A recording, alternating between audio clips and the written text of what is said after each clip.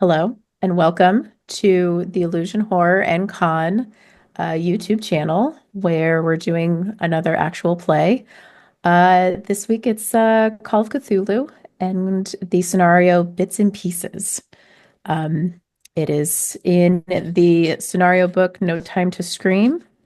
And yeah, I am going to welcome my players. So first of all, let's say hi to Spike. Who are you and who's your character? Hello, I am Spike, also known as Mike, and my character is a young, up and coming young fella in Arkham. His name's Jimmy O'Rourke, and he's got a quick tongue and a quick wit, and you know you better believe it. He's a kind of guy that you don't want to mess with him, but you know he's a good fella. You know what I'm saying? He's a good guy. He's a good He's a good guy. guy. He's one of the good Yeah. guys. Mm-hmm. All right, next, Ant, want to introduce yourself? Hi there, I'm Ant, also known as Keeper Ant or Anthony, or just pretty much anything you want, really, beginning with A. And tonight I'm going to be playing Thomas Bourne, a British ex-soldier who is very calm. That's all I'm saying. He's very calm, and there's absolutely no jumping at loud noises whatsoever. Excellent. Alandra. Hello. Let's try that again. Hello, my name is Alandra, a.k.a. Lady Bedivere, and I will be playing Dr. Helena Sullivan. Studied medicine in Massachusetts, now working in a hospital in New York. Very calm under pressure, possibly in a different way than Mr. Bourne, but we'll find out. Yes, we will. And last but not least, David. Hey, I'm David, and I'm going to be portraying a washed-up detective from California called Lester Goodman, and he is ready and up for the next big case that finally settles some scores with the rest of his issues. Let's put it this way. All right. So, um, you know, I hate to tell you all this, but all of your guys' evenings have been ruined. Any plans that you were having on this evening, which is an evening in autumn? It's 1927, and you're in Arkham for whatever you happen to be doing this evening. But again, your evening is ruined. You received a frantic call from your friend, Dr. Lawrence Warwick. He is a consulting physician who, until now, worked at a variety of hospitals across the East Coast. Recently, Warwick lost his position at the St. Mary's Teaching Hospital in Arkham due to dereliction of his duties, which was probably code for some sort of scandal. Authorities revoked his medical license and he is barred from practice. Uh, Warwick did not take the dismissal well. Perhaps you have heard his ranting and ravings of these of this what did he call it?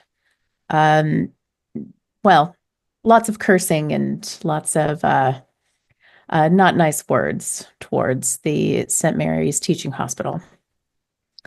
Um,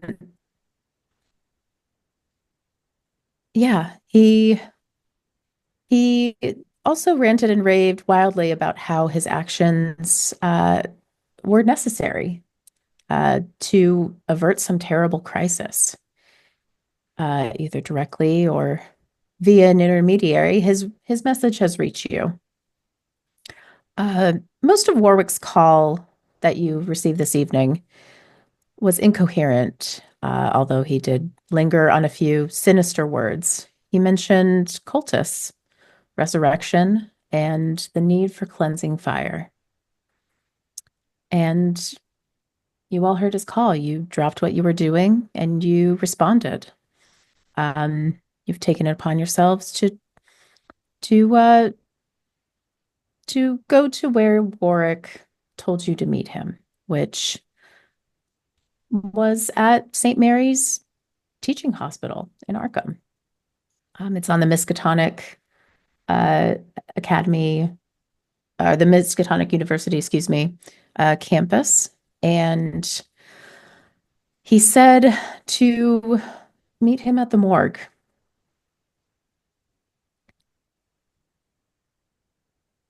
And yeah, he's quite frantic, quite maybe mad. You're not really sure. So he also told you that perhaps the best way to get to the morgue is through a door in the back of the building. You're not sure how legitimate that entry is, but you can see how things go when you get there.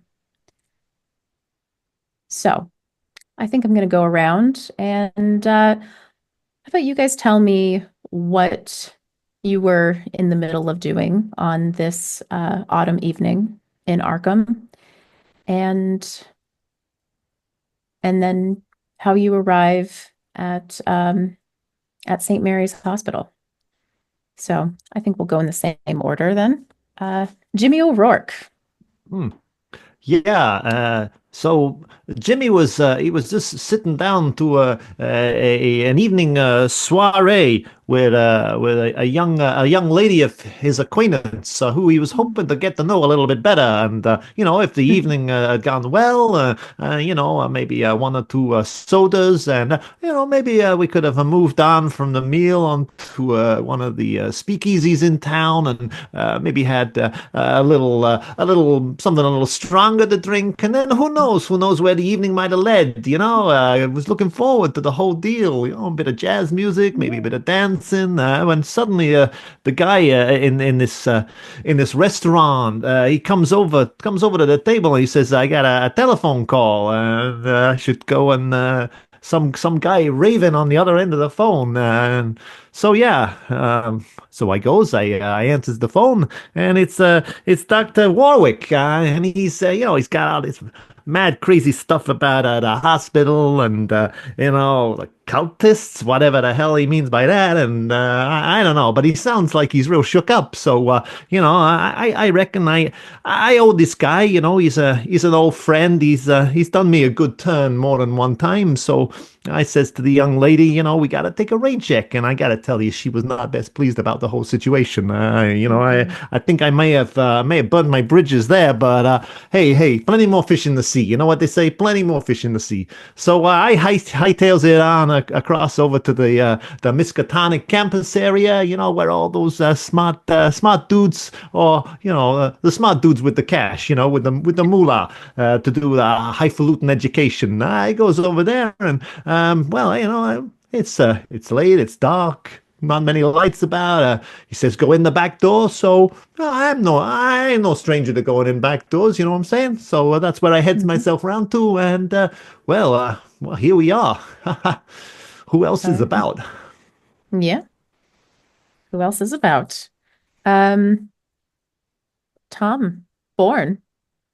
What were you in the middle of, and how'd you get over to Miskatonic University? So Tom was doing his usual evening routine of hanging out at the officers' club at the nearby military base, where he gets a free pass on account of his service during the Great War, the war to end all wars. And he's been telling stories of his terribly dashing actions during the war itself.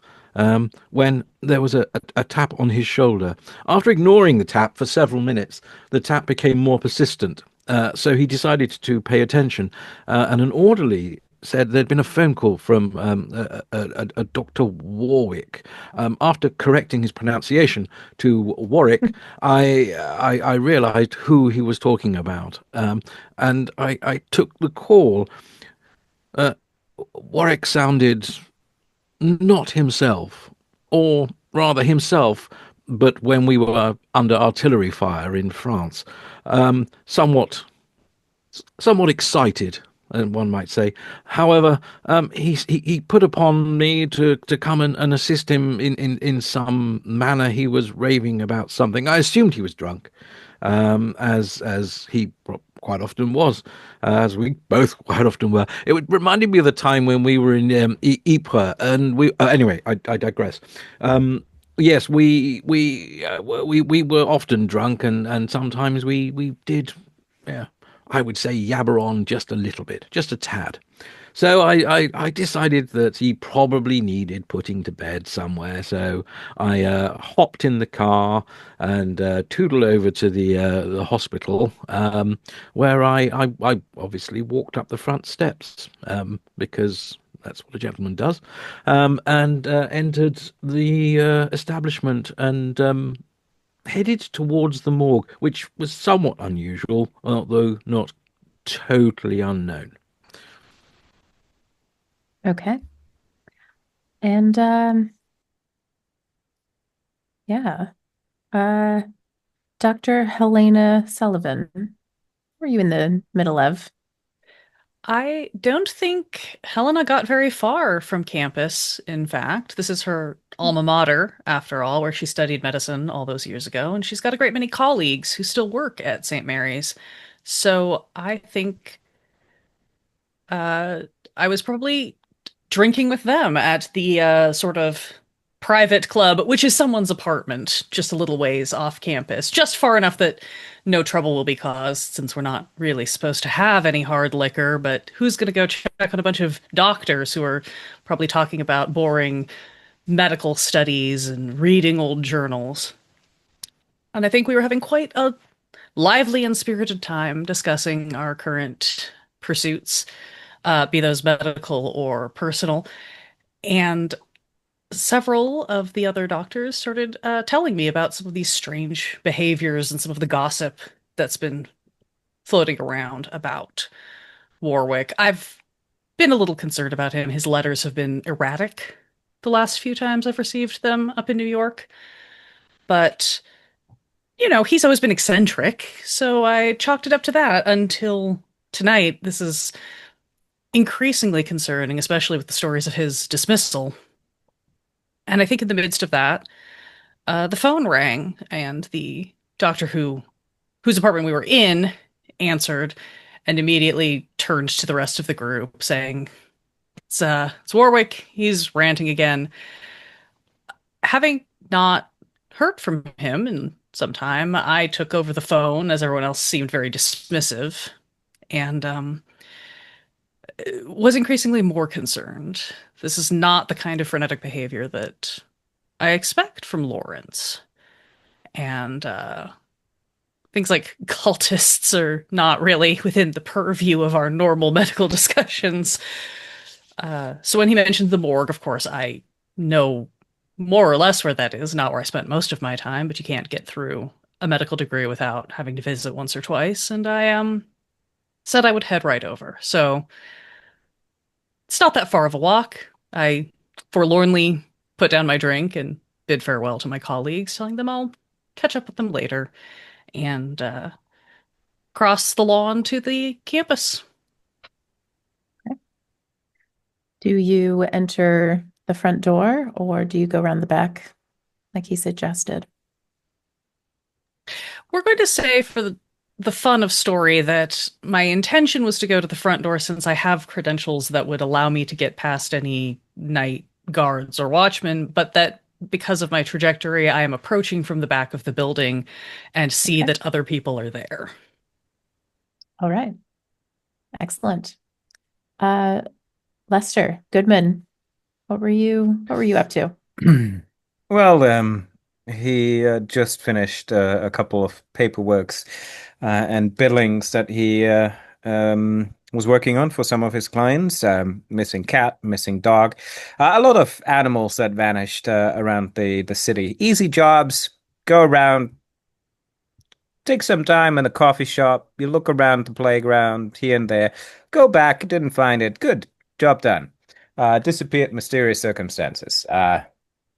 Easy pay and easy to work with until Miskatonic hired me to well keep an eye on this Mr. Dr.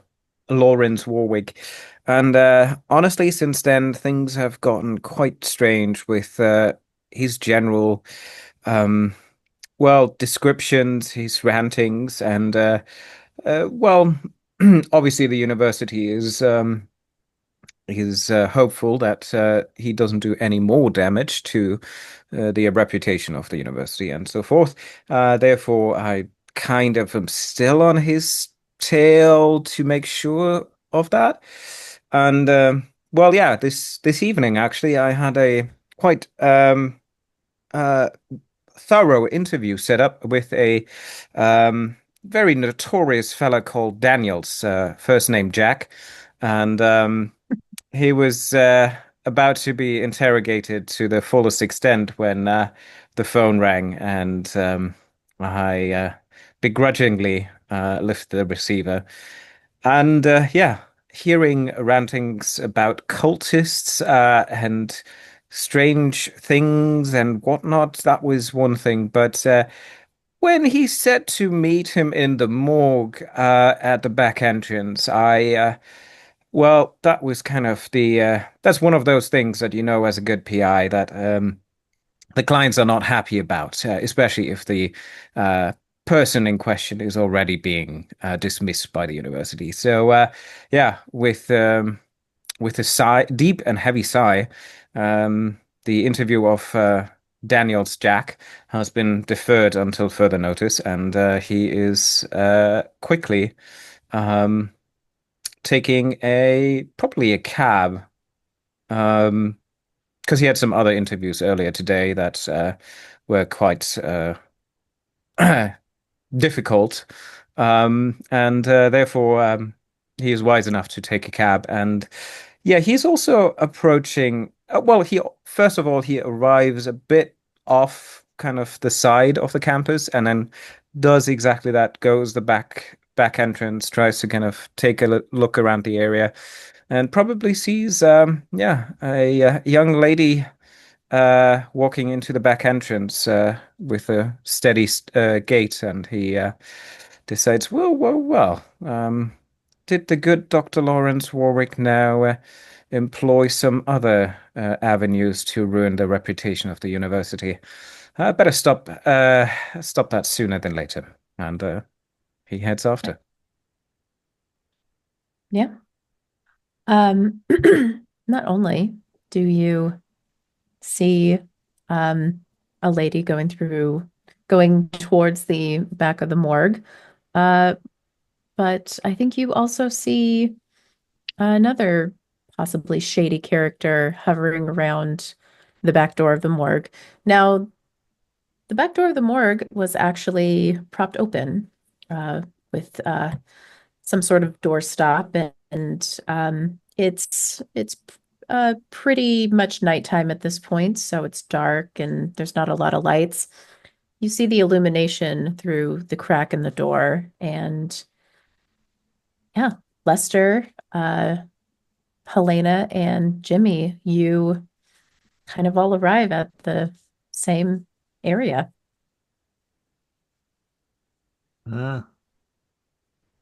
Hey, how you doing? If that's not Jimmy O'Rourke, oh boy, how can the evening now get any better? Lester Goodman, as I live and breathe. What brings you to this neck of the woods? I could ask you the same. What does a man of your character have What do you ventured mean? What do into you a got? place? What Well, are a you, what are place you of saying? What are you education. implying? What are you implying about my character? What's that supposed to mean, huh? Well, a place of education and knowledge is usually a bit too, well, Hey, let's it's say, free difficult country in for you. it. I can be what are you saying? You saying I'm stupid? Eh? Ah, You trying to make out like I'm stupid? Lester, you that's know me. You know I ain't stupid. You know I'm the smartest guy in town. Anyway, listen, buddy. That aside. This young lady here, she don't want to hear us shooting the breeze, gabbing together. uh, Miss, like I'm guessing you, Lester. I'm guessing you got a call from Dr. Warwick. Yeah, you miss, ma'am. I don't know. You a friend of his? Doctor. Lady doctor. doctor. A lady. See that, Lester? There's a lady doctor here. Lady He doctor. Nice to meet you, miss. quickly oils his hair back and kind of sleeks it up and puts himself a bit straight, the shirt tucked back into shorts. Helena's gonna size up Lester, size up Jimmy, and then turn to Thomas, who I hope is approaching at this moment, and just go, Oh. I hope you happen to be campus security. I think Thomas is actually going through the front. Oh, he's so going through the front, not then there. never We'll mind. never see him again. Should have gone to the front. We'll never, ever Just say for see the him. shady characters. I found nothing. I returned to my car and went home. Yeah. And have a lovely evening there. Maybe we'll find your body. Maybe you'll find ours. In that case, I will size up the two of them, seeing no one else approaching, and just sigh a little bit, and I will probably reach into my doctor's bag, which I have brought with me since I had it with me, and I wasn't sure when I would be, where and when I would be going from here. Also, depending on what state Lawrence is in, I might need it. I'm gonna fish around and pull out my flashlight, something that I apparently carry with me, and just heft it as much in case I need to whack one of these gentlemen on the head as for light. And I will step up to the propped open back door that does not look like it should be propped open at this time of night, and just sort of peep in and see if I see or hear anything. Kind of ignore both of them. Hey, Toots, I don't think you need a flashlight. The lights are on in there, huh? Unless you're using it for, like, self-defense or something. I'm sorry, what was your name? Hey, I'm Jimmy. Jimmy. Call me Jimmy. Mr. Jimmy. Are you Nice to meet you. supposed to be on campus at this time of night? You don't look like a student. I could be a I would have student. wanted to ask the same question. I don't think it's the right place for a Jimmy to lurk around these late. I ain't lurking. What are you saying, lurking? Well, you keep casting aspersions on me, Esther, huh? What kind are of a both of guy you are you doing trying to make me here? out to be? I got a call from my good friend Dr. Warwick, like he says. He's You in got a some call kind of from- trouble. Yeah, he's a friend of mine. You know that. Me and Larry, we goes way back. Back where? Back when? Back here, back Arkham town. You know the town you live in, Arkham, huh? And you, Mr. Goodman, PI. Goodman PI. He always says that. Goodman PI. You also got a call from Dr. Warwick. Indeed, he is a person of interest in one of the cases that I'm currently working, and well, let's just say that my client has made it very clear that any further interference of Mr. Warwick on the campus facility is to be intervened with as soon as possible. So in that case, and he kind of like politely kind of moves past you, I will have to take a look what this maniac has on his hands right now again. All right. So, Well, Hold on a second. I'm sorry, Miss, for interrupting you there, but I just want to get things straight in my head. Are you saying that Larry, he called you Lester, and he called you Doctor? I'm sorry, I didn't catch your name. Sullivan. Dr. Sullivan. Dr. Sullivan. Sullivan, good Irish name, huh? Yeah. You know oh no, hell you won't know him.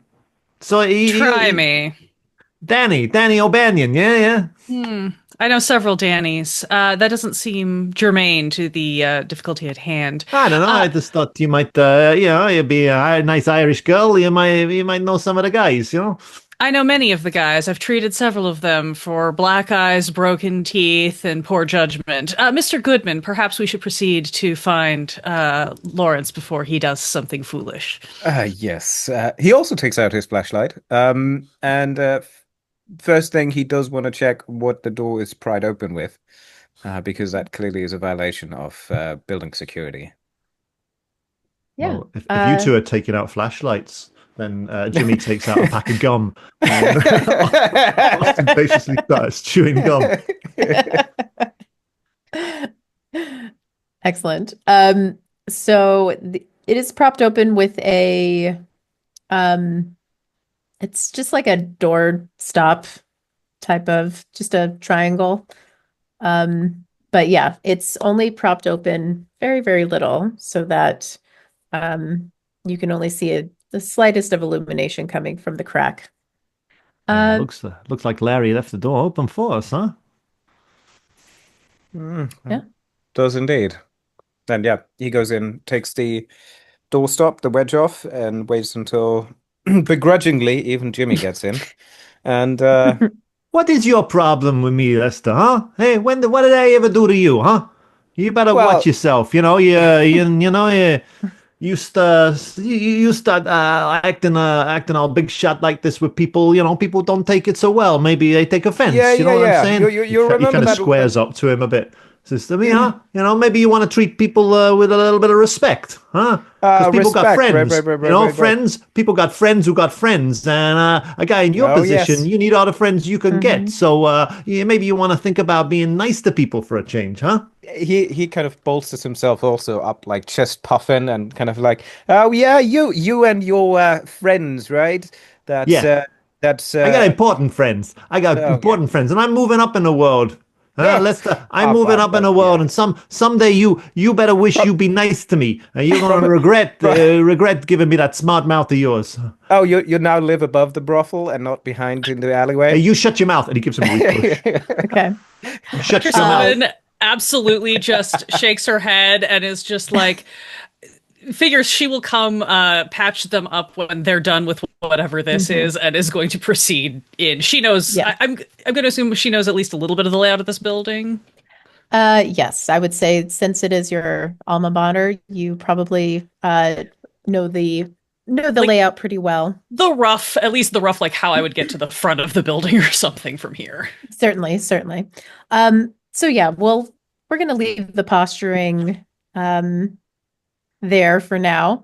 And let's go to the front of the building where Tom Bourne, you walk up the steps like a gentleman to the front of the hospital. And it's illuminated right now. People are working. It's a 24-hour facility. And you go inside and you see that there's a reception desk and there are nurses and doctors walking around, going into rooms, doing various things. Is there someone behind the desk, like a receptionist? There is. It is a woman. She is picking up the phone and she's also calling out orders.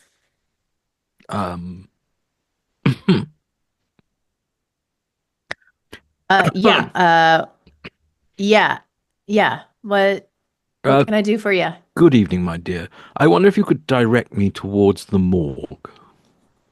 The morgue. Are you a doctor? And she kind of looks you up and down.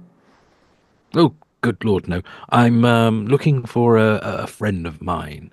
A Dr. Lawrence Warwick. You might know him as Warwick. Well, can't really call him doctor anymore. Lawrence, he is not a doctor anymore from what I understand. He was let go from here. My dear, he was definitely a doctor when he pulled this bullet out of my chest during a particularly nasty artillery barrage after a German sniper had placed it there from some distance. So I assure you, whatever his title may be, he is indeed a doctor. Now, be a good girl and just direct me in the direction of the morgue. You want to make a social roll here for me? Not really, not with my skills. Well, you're gonna do it anyway, so I think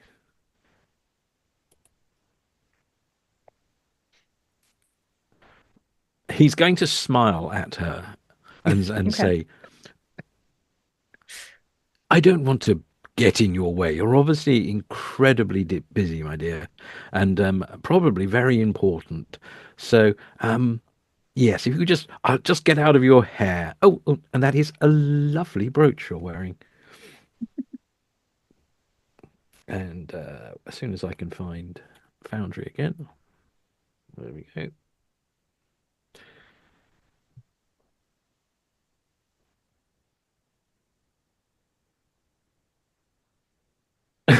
oh dear. That sets the mood, First doesn't rule it? of the game is a fumble. Congratulations. Listen, buddy. Lawrence isn't here, Dr. Warwick, whoever. And you're not supposed to be here. You don't work here. Now, maybe you should get out now. I will. Would you mind if I use your facilities very quickly before I go? Whatever. And yeah, there's a doctor that's calling to this nurse, and she's like, yeah, bathroom's over there. Just get out of here when you're done, okay? And I she will, of rushes course. off. And I will head in the direction of the bathroom and just sort of glance over my shoulder and make sure she's busy. And then at the last moment, I will sort of divert off to the side and go in the direction of behind the scenes, into that part of the hospital. And I will walk. If there's a clipboard or something lying around, I will pick up a clipboard. Okay. And then I will just walk like I know exactly where I'm going and that I should be there, and look for signs to the morgue. I'm guessing it'll be on the ground floor because the meat wagons will come up to the rear to deposit corpses and things. So I will head towards the sort of rear and ground, if not basement level, with confidence. The confidence born of being British. Yeah, you easily find a clipboard. They're everywhere. And yeah, you're a man with a clipboard, and you turn invisible to these people. You find a lift, which is the direction says that it goes down to the morgue. So you're welcome to use that. Which I shall. Okay. So, Tom, you are going down in the lift, and the other three, you have entered the back door. I'm going to hopefully give you a map of the morgue here. And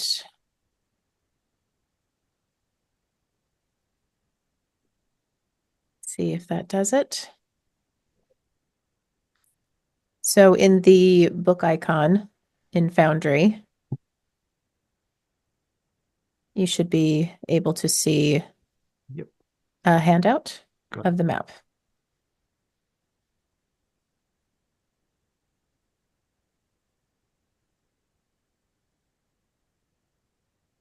Okay. Now, Oh, okay, so we've gone in the door on the right-hand side then. yes.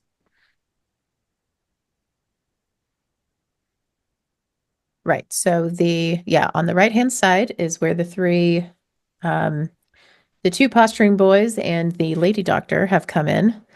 And then at the bottom is the elevator from the hospital. So the elevator doors open, and Tom, you see that there's a room with some with some gurney type looking beds, metal beds. It's, blue tile everywhere.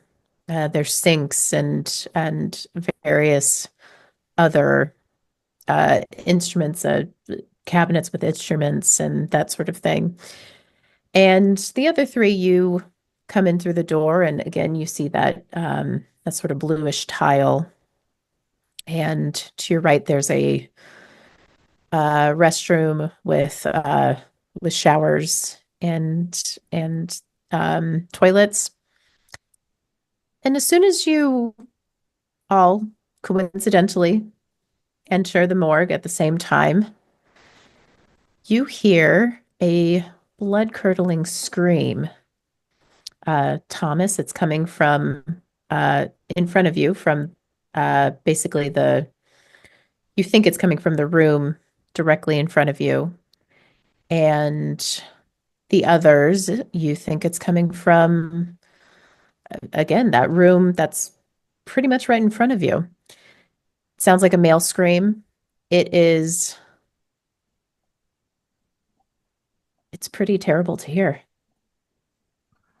I will immediately pull out my 38 and run towards the door that it sounds like the scream came from the other side of, which I'm guessing is the one sort of almost in front of me, just to my left a little bit in front of me.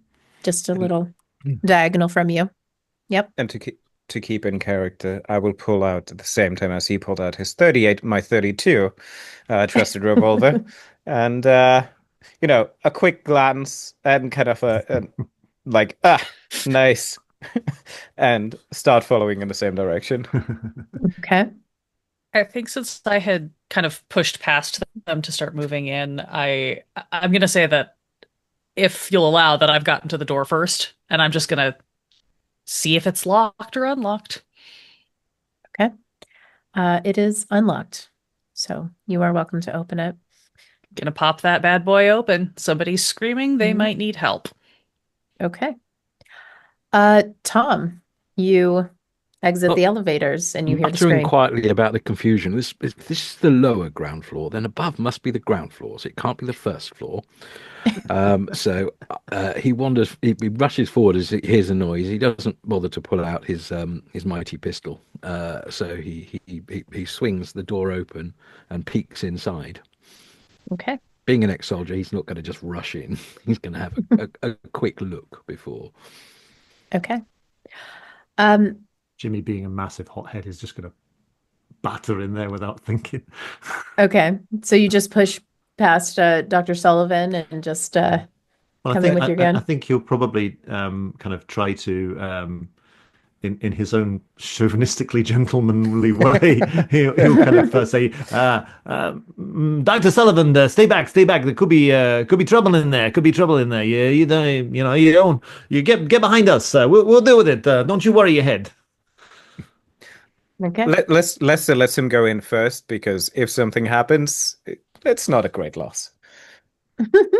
So I don't know if Dr. Sullivan is willing to let me do that. I'm assuming this happens so quickly that it's like I'm still in the process of like opening the door to check, and you just kind of like wedge yourself into body shield me. At which point I will. I'm not going to contest you in this exact moment. So cool. Okay. You all look into the same room. You see a blood-stained autopsy table. There are scalpels and a bone saw lay on the table. And you see your poor friend, Dr. Warwick, is slumped on the floor next to a leather bag. His back is pressed against one of the metal tables where they do autopsies. And he is covered in blood, and he is pawing feebly at a scalpel that is jammed in his neck. He probably sees Jimmy first, and he gurgles at you, and he's sort of reaching out to you. You think he's mouthing, "Help me," I'll run over to him. Oh, Jesus, Larry! Who did this? Who did this to you? And that might be the point at which the door This would be the opens. point at which the doctor is going to run in and gently but firmly push you aside to start doing like compression. Help him, doctor! Help him! And You want I should take the knife out of his neck? Don't touch anything, Lawrence. Look at me. We're going to breathe. Can you tell us what happened? Is there someone else here? I'm going British. Sorry. There's someone else here. All right. He's just kind of gurgling. He can't talk with that knife in his throat. You gotta take it out so he can speak. Yes, thank you, Mr. O'Rourke. I am quite capable of handling this. Could you all look for whoever did this? Because I severely don't think that Lawrence did this to himself. One-handed, like hand over the scalpel trying to compress to stop the bleeding, and like one-handed fishing around in my bag, his bag, whatever I could reach for like, gauze, bandages, something that I can use to start stopping the bleeding. That's a sentence. Okay. Yeah, you can make a first aid or a medicine roll. And you three are sort of trying to attend to Lawrence. Tom, you are peeking through the other door, to the south from the elevator, and you see the three of them come in and go into the room, and you see your friend Warwick on the floor, and he's hurt. What are you doing? So Tom will look very quickly. He's assuming. I'm assuming I can see handguns if people are holding handguns. Yeah, I'm kind of They're not looking hiding. around the room, looking, Same. to see if there's a sign of an open door with somebody behind it or anything like that. So I will immediately step in I will draw my pistol at that point before I step in, and holding it at waist height, pointing forward. Nice. Well. What is all this? Who the hell is you? Where'd you come from? Did you do this? You Which of better those answer quick. questions would you like me to answer first? All of them. You want me to answer them all first? Doctor, I'm assuming you're a doctor from your behavior? Yes. Are you campus security? No, I'm a friend of Dr. Warwick's. Right. Did you see anyone go past you? No. Wonderful. That means you didn't pass whoever did this. I'm assuming, since you have a gun, that you did not bother to take the time to stab someone when you could have shot them. Hand me that gauze. I'm just generally to the room, just pointing in the general direction of a supply cabinet. I think I'll Lester step over and get the gauze. Oh yeah, I think Lester is securing the room as well, kind of looking through behind curtains underneath the stretchers and stuff. And I will point at the third door in the room and say, if you came in through that door, which I saw you do, and I came in through this door, which you saw me do, then the only door that somebody could have gone out of is that door there, unless they are somehow secreted within this room. And I will hand the gauze over to you. So I don't understand half of what the limey he is saying, but he's got a point. Whoever it is, they must have gone out this other door. I'm going to take a look. And I'll head over to the other door. I did roll a 32 under 70 on my medicine check. Yes, very good roll. So that's a hard success. And you're able to stabilize Warwick.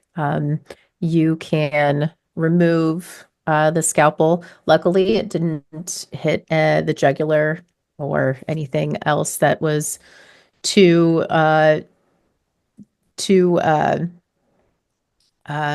deadly. So you're able to remove it. He still looks pretty pale. There's a lot of blood around, and you should bandage it up, but he is stabilized.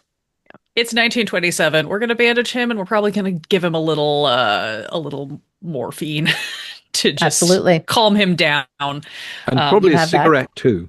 Yeah. Yeah, cigarette and a drink. Yeah. If you have those in your medical bag, feel free. I feel like Lester's already producing those because he's going to stay behind to kind of be a backup for the doctor and the Mhm. wounded. While I think he recognizes Tom as like he's very militaristic, like he's seen this behavior before, so he doesn't really concern. He's more concerned about Jimmy than he is about Tom. Mhm. So he's You going to better stay be behind. concerned. So, Different how you think I'm concerned. Yeah, you better watch your back. yeah. Lester, since you were searching around the room, you do notice that in addition to all of the doctor's blood, which is kind of like pooled and spattered around him, you also find other bloody prints. So you find you find handprints and bare footprints and what look to be sort of uh indistinct other marks in the blood. And they are indeed going towards that other door that you guys did not did not go through. Except for one. There is like some other prints that are going towards maybe the uh Tom where you came in. I mean, at the moment, I would just make a note out of it. Um, and Okay. I would probably just position myself to the north of the room in a sense that I can observe all three entry points while the good doctor is kind of taking care of Lawrence. And if she needs Mhm. something, kind of supply her with the stuff while again the others are kind of Yeah. securing the perimeter. Yeah. Again, I have now Uh all my trust in Tom, who seems to know what he's doing, especially since he okay. speaks in perfect British accent. He always trusts a British gentleman. Oh yeah. Oh yeah. Mm. Jimmy, you were going Yeah, towards the door. I'm gonna go. I mean, I don't know if I've seen what looks like this kind of trail of bloody prints heading towards the door. I'll kind of take that in, and I'm going to kind of go in a little bit more into I think into kind of caution mode. So he's got his gun. He's going to open the door a bit, scan around, and then move out and look to see if these prints continue outside the door, and if so, Okay. where they go to. Okay. Jimmy, you can make me a spot hidden. With pleasure. That is Mm, not a success. yeah, not so great. So as you uh open the door to this other hallway, that leads you to a couple of their rooms. So to the north, you see that there is a door, and to the south, you see there's a door sort of catty corner to you, and then you see sort of an office room that is right in front of you, where the door is on the opposite end of the catty corner door down the hall. Uh, Hmm. but yeah, the footprints and the other marks in the blood, they come out here, but you can't really, they kind of start to disappear. They get very light, so you can't really see exactly what direction they go into. Okay, so I think his first thought will be if somebody stabbed this guy, they're going to want to get out of here as quickly as possible. So they've just probably gone out the back door. So he's going to go over and see, just have a kind of a look around the back door, open the back door, look outside, see if you can see anyone outside the back door that looks like they're running away or anything like that. Okay. Um, the back door to the outside, you mean? Yeah, Okay. Um, because yeah, that's what he'd do. If he'd stabbed somebody in the throat, he wouldn't hang around. He'd right. be gone. Certainly. Not that he would ever stab anyone in the throat. Hypothetically speaking. Hypothetically speaking, yes, of Yeah. course, yes, you know. He wouldn't actually do it. No, of course not. I mean, what kind of a guy do you think he is? No. He's not a criminal. Certainly not. Okay, so you are going out of the room and going towards the back door. What are the others doing? Tom, what are you doing? I believe Tom will just start asking. And I've told you who I am. Who are you? Any of you? Sorry, are you outside with Jimmy or you're within the room? He's in the room I'm just with asking you the too. room in Okay. general. Okay. Yeah, Jimmy's out in the corridor just now. Okay. Yeah. Jimmy left. Lester Goodman, PI. I was hired by the university to take a look after Mr. Lawrence here, and it seems like we all received a call. This over here is the good Dr. Helena Sullivan. She's busy right now, but we all met at the entrance of the back door. And you are, good sir? My name is Thomas Bourne. I'm a friend of Dr. Warwick, and he called me earlier today in a bit of a state. I assumed he was a little worse for wear, and he appears to be so. Dr. Sullivan, is it? That's good Yes. work. You appear to have staunched the bleeding. Yes, well, it's been a while since I've had to stop an active stab wound, but needs must. Could one of you help me move Dr. Warwick to a more defensible location? And Helena's going to kind of, hopefully with the help from one or both of them, would like to just kind of gently scoop up Dr. Warwick and move him kind of maybe to that like southeast corner, put him somewhere where he's got his, she can kind of, keep him sitting up against a wall to keep him elevated and things like that. But somewhere where he's less immediately in the range of fire of all three of these doors. Yeah. Absolutely. Yeah, Lester certainly helps. But he will actually ask, while kind of moving Lawrence, Tom, good, Mr. Bourne, good question there. When exactly did Lawrence call you? And huffing and puffing as we move him. He called me some relevant time amount ago. I mean, half an hour, an hour, or whatever it was. Yeah.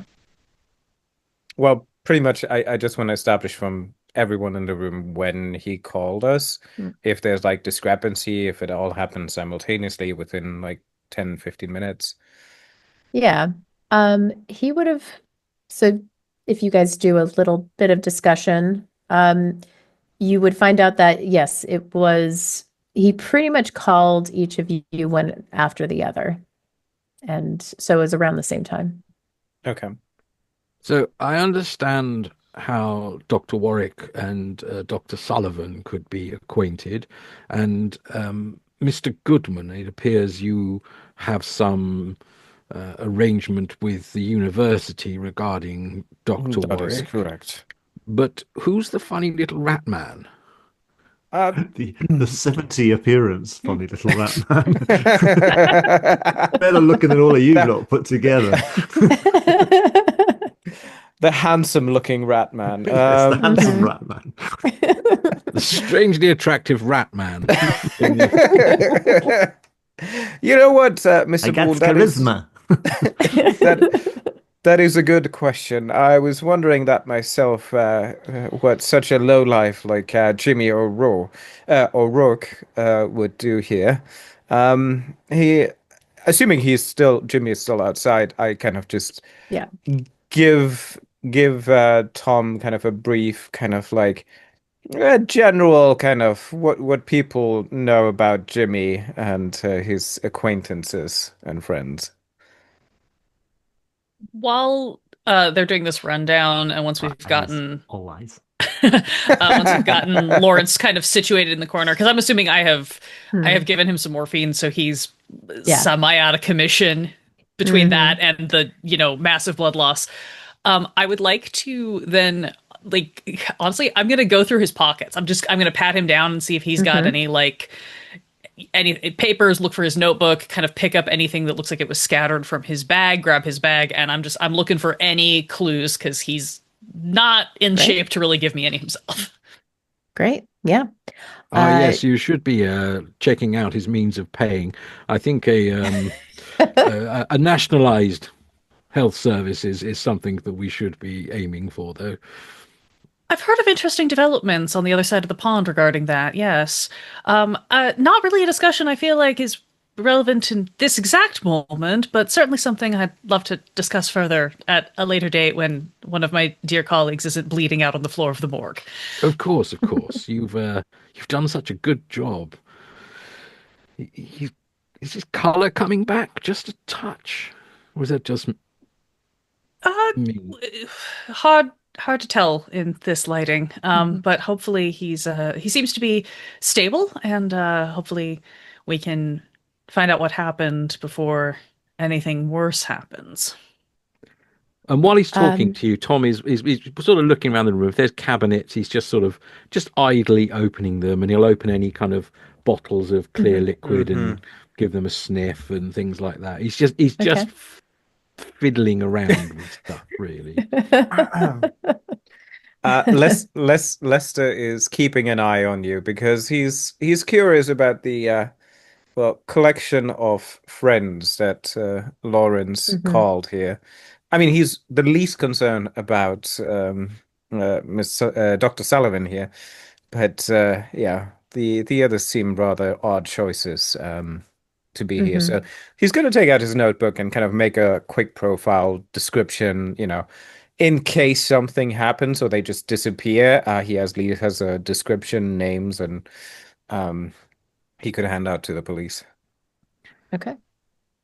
Great. Is that something you're doing secretly, or is it like no, publicly? Like I take out my notebook and just start writing while kind of observing you and kind of giving you the clear. I wait precisely for you to kind of look around and then only write something down.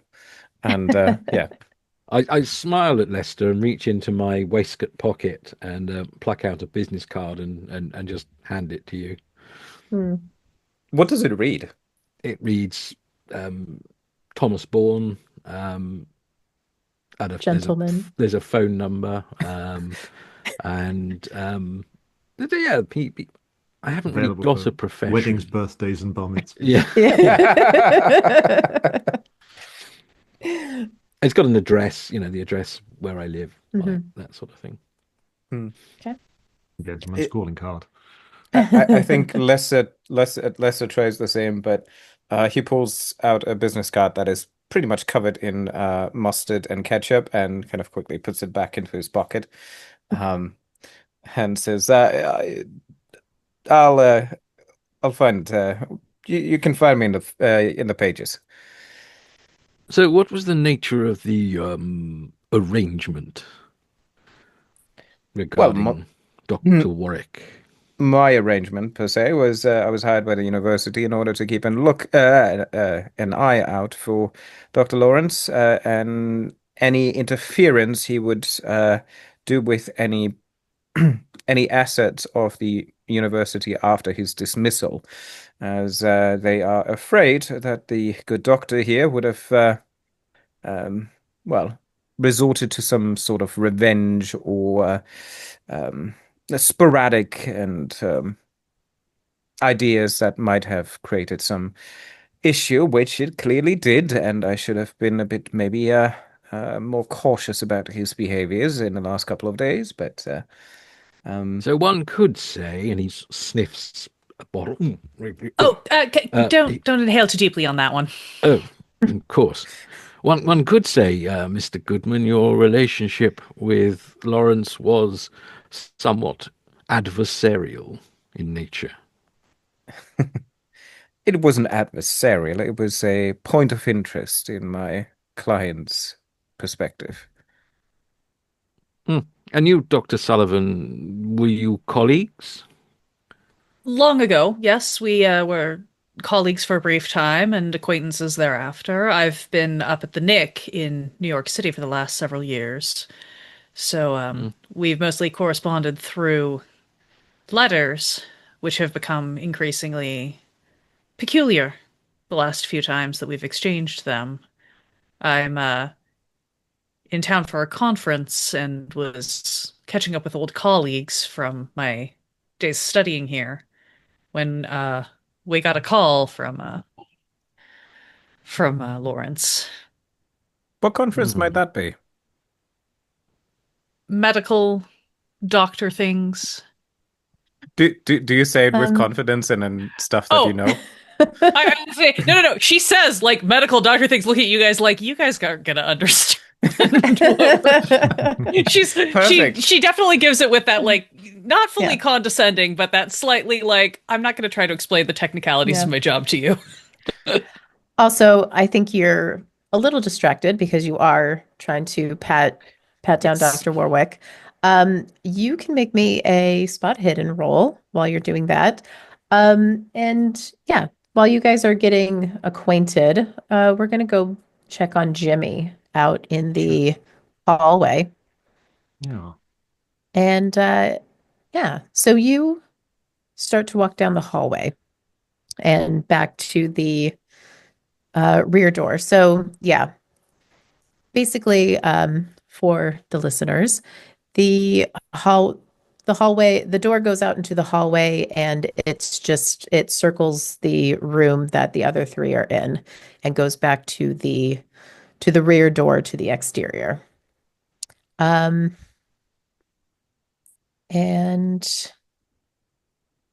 yeah, as you're walking the hallway, about halfway to the rear door, you start to see on the floor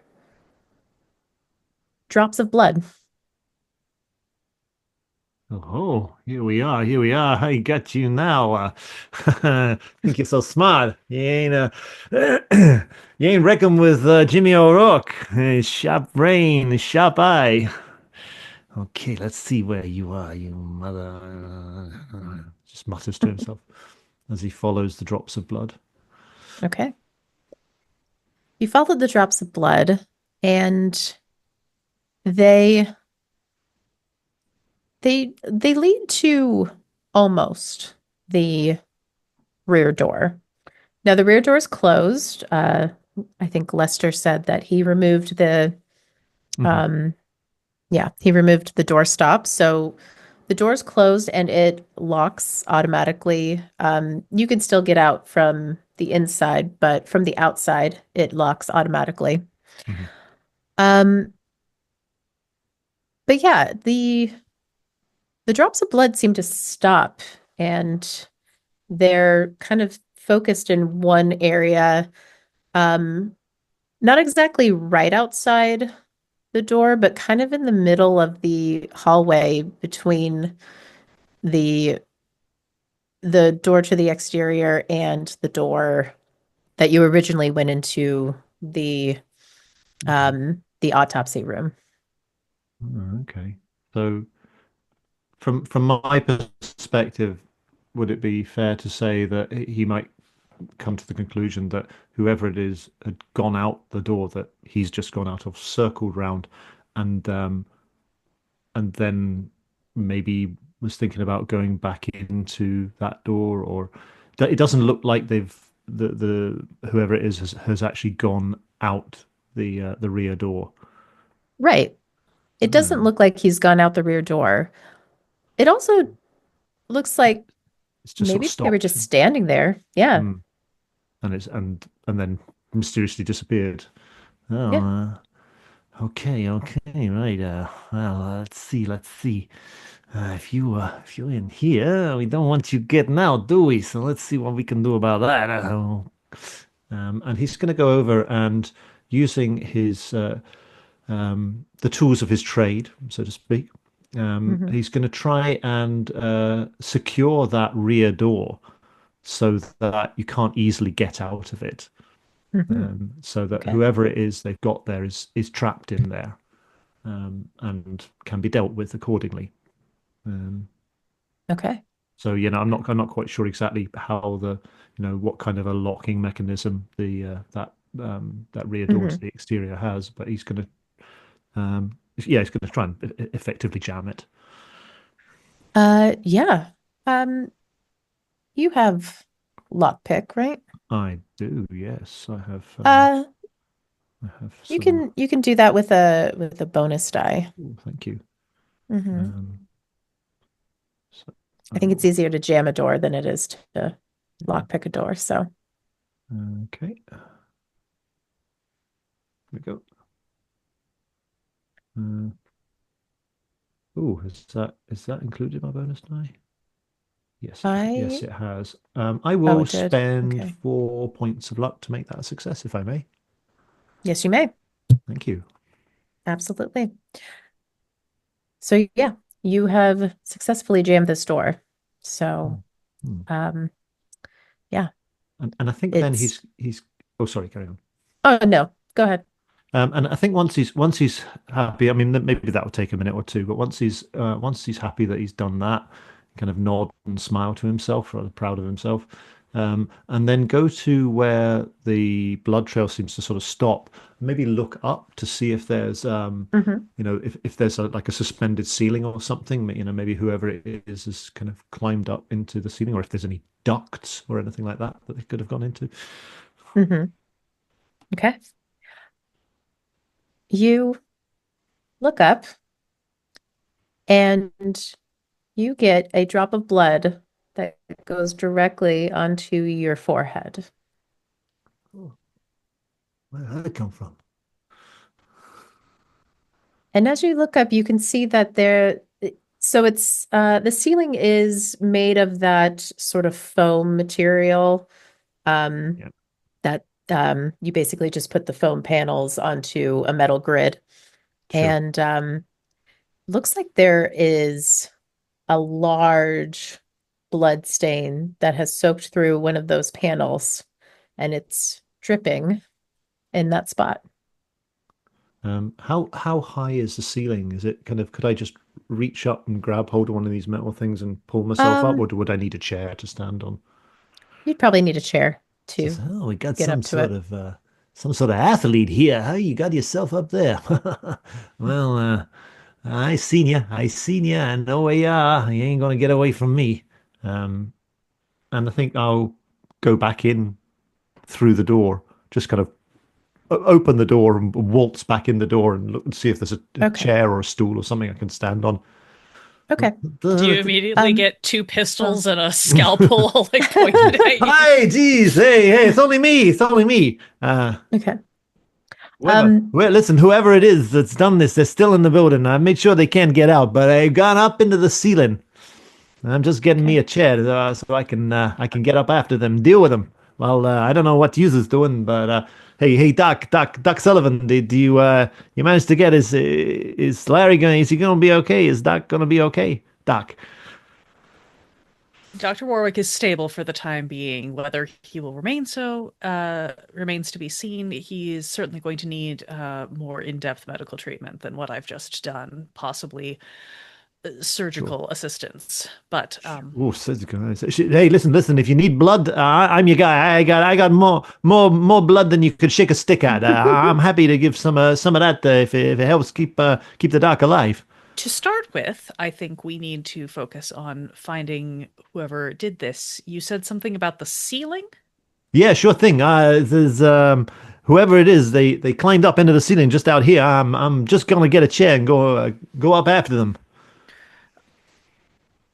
Do we think that is a wise course of action? Should it we is. call the police or something? No. We don't need attempted to murder Lawrence and Hey, look, listen, lady. I don't want you to take this the wrong way, but the doc's a real good friend of mine. We go back a long way. He's helped me out when I've been in a couple of tight spots, and I owe him, you know. And I don't know. I don't want no police involvement. This is something I'm going to deal with myself. You can help me, or you can help the doc, whatever. I don't mind. But this is personal for me, you know. We call the police. This guy gets taken in. They ask questions. He gets a fancy lawyer. He gets out on bail, and then no, I ain't having that. I'm gonna deal with this guy. This guy hurt my friend, and I'm gonna hurt him. I'm gonna make him pay for what he done. No, the handsome rat man is right. We should deal with this. So what you call me? Yes. Don't call me a rat. Don't worry about Jimmy. But I, for once, actually agree with you. The police would just complicate the situation with. Well, my client would also not be happy to have that sort of involvement, especially after the public dismissal and how it went. You said that's another thing. These hospital guys, they threw him out. I don't know what the deal is, exactly what's going on, how he got back in, whatever. But they're gonna ask too many questions, and I suppose it would be beneficial to have more information before we call in the police, given the current status of Lawrence's relationship to the university and the hospital. Sure. You don't you worry. I'll beat all the information we need out of the guy. As you guys are talking amongst yourselves, Dr. Sullivan, you are still sort of on the ground next to Dr. Warwick, and you did not succeed your spot hidden. So you didn't really find anything. Maybe you're a little distracted. But Lawrence suddenly gasps. And he grabs onto you sort of frantically, Dr. Sullivan. I don't let them get out. Don't let who get out? Don't let them get out. Who? Don't lock the doors. You have to find them. You have to find them. Who are we looking for, Lawrence? Fire. Cleansing fire. Cleansing fire. Okay, all right. His eyes start to roll back into his head. Immediately checking for pulse. His pulse is there. It's not as strong as you would like, but he's still stable. But he's starting to lose consciousness again. You did give him morphine. Yes. Pull off my jacket, kind of roll it up and use it to sort of cushion his head, keeping him kind of sitting in this corner against like the wall of the cabinets. And then turn to the rest of the group. I'll just be like, all right. I guess we're going to go looking for whoever. You said you locked the door or something, Mr. O'Rourke? Yeah. Hey, you, Mr. Fancy Pants, Limey. How'd you get in? Is there another way in here? I can't hear you. I think maybe you got some towels stuffed in your mouth or something. Yes. Well, listen. You wanna go and make sure that whoever it is that done this can't get out that way. I made sure they can't get out the back way we come in. The way I came down was via the lift. We might be able to lock the lift cage without disabling the lift. There is only one way out of the room where the lift door is, and I will walk back through that way into that little atrium with the beds in it, where the elevator comes down, and I will check the room to the right, the left as we're looking at the picture, and just make sure that that's empty. I'm guessing they look like the slide cabinet things where perhaps Lester would follow him. Like going alone is Besides Jimmy, he doesn't really um Okay. want people to be by Okay. themselves. Yeah. So we'll have Lester and Tom go into, so you go to the south room and then you're going to check out um the room uh to the west there. And okay. Jimmy, Hmm. you are trying to find a chair or Yeah. something Yeah. to stand on. Um, they have gurneys that have wheels on them, so you That'll can do. Yeah. take a gurney, and they have locks on the wheels too, so that they don't roll around. So you can take that out into the hall if you like. I'm actually, as I start to roll it out, I'm going to kind of look up at the ceiling in this room. Is it the same kind of ceiling? It's the same kind of ceiling. Yeah. It's those foam boards. I think in that case, I'll probably um, say, hey, if you can get in the ceiling out there, you can get in the ceiling in here. I'm just gonna kind of try and climb on a worktop or something like that, rather than wheeling gurneys Okay. about, and try and loosen one of the panels here so that I can get it open, and then I'll call down there. Hey, Dr. Sullivan, can I get a borrow that flashlight of yours? I will hand Jimmy my flashlight. And so my plan is going to be to kind of loosen one of the parts of Mhm. the ceiling, and then kind of poke my head up into it and shine the light around to see if I can see Mhm. what the sort of access is like up. Okay. Yeah. It's easy enough to loosen one of those panels. You just kind of lift it up and shove it away. Uh, a lot of dust falls onto your face. It's definitely hasn't been cleaned up there in a long time. Take my handkerchief out Um, and wrap it around my nose and mouth. mhm. Okay. Done that before. Yeah, and then you can take your flashlight and you can poke your head up. You probably get up to about your or middle of the chest and torso, and you shine your light around it. Dr. Sullivan, are you just staying with Dr. Warwick and checking on him, or are you doing something else? I would like to pop through the cabinets, especially since I saw Tom kind of going through them earlier, so maybe I got a little bit of a sense of what's in what. And Mhm. I want to see if there seems like anything out of place. Again, Lawrence has been acting a little funny. Has he been stashing some sort of experimental like drugs or something in here? Is that why he needed to Mhm. get in? Whatever, like looking at that. But also I think there's that little like worry in the back of her brain about whatever he's talking about, and I'm not really armed, so I'm gonna look for anything that's like maybe caustic chemicals, anything that's like highly Mm, acidic or that could be lit on sure. fire, um, as a means of arming myself with science. Okay. Okay. Um, sounds good. Let's have you.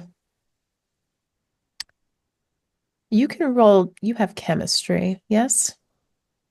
I Let's have you do. make a. Let's have you make a chemistry roll to see if you can put together some of these Okay. chemicals. Gimme Oh, Regular kills. success. chemicals. Regular success. Yeah, you find a bunch of stuff, and yeah, caustic, Ether, morphine, flammable. acid, love it. Absolutely. Yeah. Um, caustic and flammable.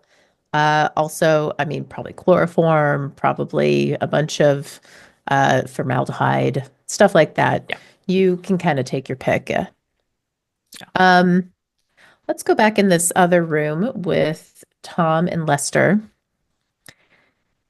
So you open the door and it is a thick door, so it looks like it is a refrigerated door. So it's it's the cold room, the body storage room.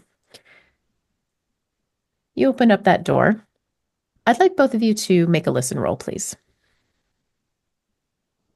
Well, with that jabbering from this Jimmy in the other room, I barely can hear anything. Yeah, there's a lot of talk coming from the other room. That's what I said. I barely can hear anything. I can't even hear my own thoughts. Oh, Ooh. but Tom can hear stuff. Tom, you hear something that sounds similar to a fish flopping around on land in this room. Is it coming from any particular part of this room? Take one guess. This room is pretty echoey. But maybe one of the refrigeration units. I'm prepared to spend some luck to bring my roll down to a better luck roll than a listen roll than a hard one. That's not necessary. Listen, Mr. Goodman, can you hear that? What is that? I will move over to the drawer that I'm thinking it's coming from. Mm-hmm. Lester's The kind drawers. of putting the gun kind of steady and like pointing it to the ground, but like in direction, and kind of moves behind him with equally trained kind of precision. Prepare yourself. And I draw my pistol as well. You see a tiny little pistol come out of his pocket. And I slide the drawer open. You open the door, and immediately what falls out is a sort of flopping, bloody, gray torso, a man's torso. And it is, according to the scenario, it is flopping angrily. You know this thing means business. Oh my God. I'm presuming you want a sanity check. I do. Yes, indeed. And An angrily flopping body, how could we resist? yeah. Oh, I fail, actually. Look at that. Bloody hell, Tom, you're a bit on the edge. Tom saw some things in the Great War and is weirdly fine with this, of all Yeah, things. they were worse than a flopping torso. Yes. I mean, Good Lord, man. Pull yourself together. see half a dozen of those. Sorry. Let me.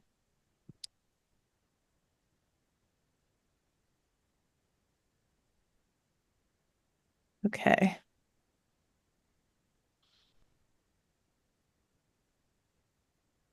Because sharing the wealth is always good, Tom will shout out, Dr. Sullivan, we need your medical expertise.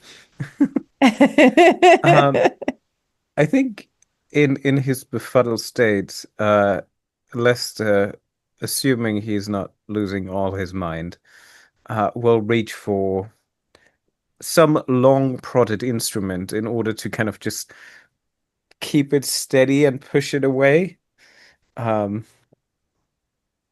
Okay. How much do I lose for failing? You lose a D6. Ooh, okay. Well, nothing could go wrong Wow. there. Nice knowing you. Spicy. Well, let's just give me a moment. Maybe I misunderstood the situation. No, I'm very clear and understand this very, very, Yeah, this is very clearly. very clear to you. Yeah, this Okay. shouldn't be. This shouldn't be. What's God forsaken? What the fuck is this? I can't. No. This is not what I signed up for. What the in God's name? No. And he's just panicking. Oh, can I do it? Well, Tom will just turn around and slap him. Okay. Not in a "I want to hurt you" way, but in a "pull yourself together" Mhm. kind Ooh. of Ooh. way. Little chat. Would you like to? Oh, sorry. I mean, would you like to roll on the Bouts of Madness table, or you can make me a suggestion as to, you said you were panicking. Yeah. How does that manifest? Well, I think the way that he is seeing this, it's a good question.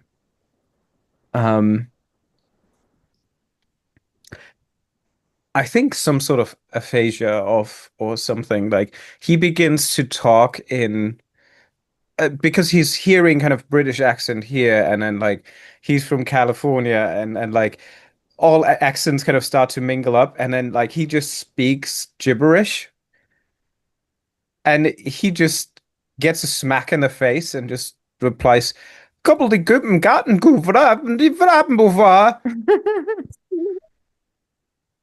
So making no less sense than usual. Right. So I hear Tom very calmly say, "Doctor, we need your expertise," and then it's immediately followed Yes. by all of this swearing that devolves into gobbledygook. Yeah. Great. Just confirming. Do you go join them? I think I start to when Mr. Bourne calls, and then when I hear Mr. Goodman start shrieking about, dear love of God, unnatural, whatever, I think I'm going to kind of pause and hesitate, probably at the. I'm probably about in the like doorway between the room that I was in and the next room, because I also, as I hear that panicking start to happen, I realize I don't necessarily want to leave Jimmy alone in the ceiling because he's like standing on a table halfway up. True. So I think I will stand in the doorway and I will kind of lean around and look to where the gentlemen are in the cold room and try to just see what I can clock from that doorway without coming fully Okay. in. Okay. Maybe just like sorry, what exactly is happening in there? Mr. Goodman, are you all right? Mr. Bourne, what's going on? Fish backseat gobble power socket often breadsticks. Mr. Bourne? Yes, Mr. Goodman appears to have broken. There's something here that is quite unusual. Tomatoes in the sea, forest over, birds, owls. Mr. O'Rourke, please be careful. I'll be back momentarily, and I will come in and to check on whatever's happening with Lester. Okay. What You you go say? check in. Jimmy, you're flashing your light in Yeah, the I think I've ceiling. probably got my gun as well, just in, just. Yeah.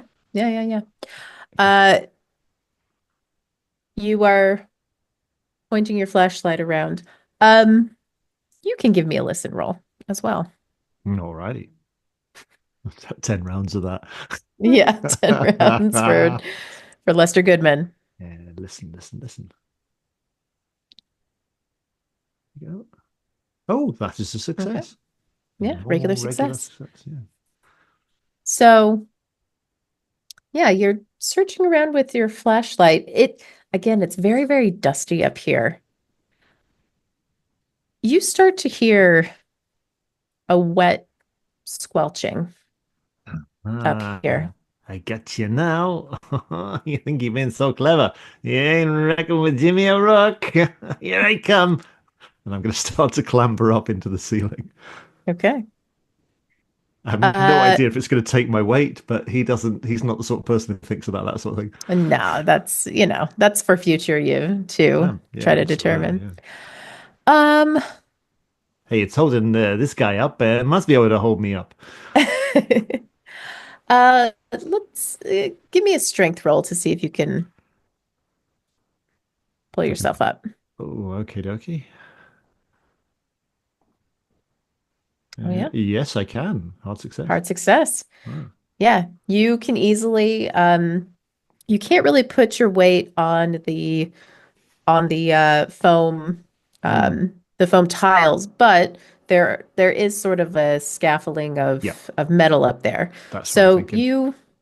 so you can clamber up and you can hold yourself on the metal scaffolding. And now that you're up here, the squelching is a lot louder. How And much it's space? Oh, sorry. Carry on. yeah, how much space? It's about you have to crawl, Cool. but you can That's be at a full crawl. Like you don't have to just sort of army crawl or anything. hands and knees kind of Hands and crawl along. Yeah. knees. Okay. Yeah. Great. Sorry. Carry on. Yes. You're Yeah. going to describe the squelching in more detail. Yes, I would love to. So the squelching is it's interesting. It sounds like if you were to put together a bunch of no, you actually might Jimmy might understand this reference.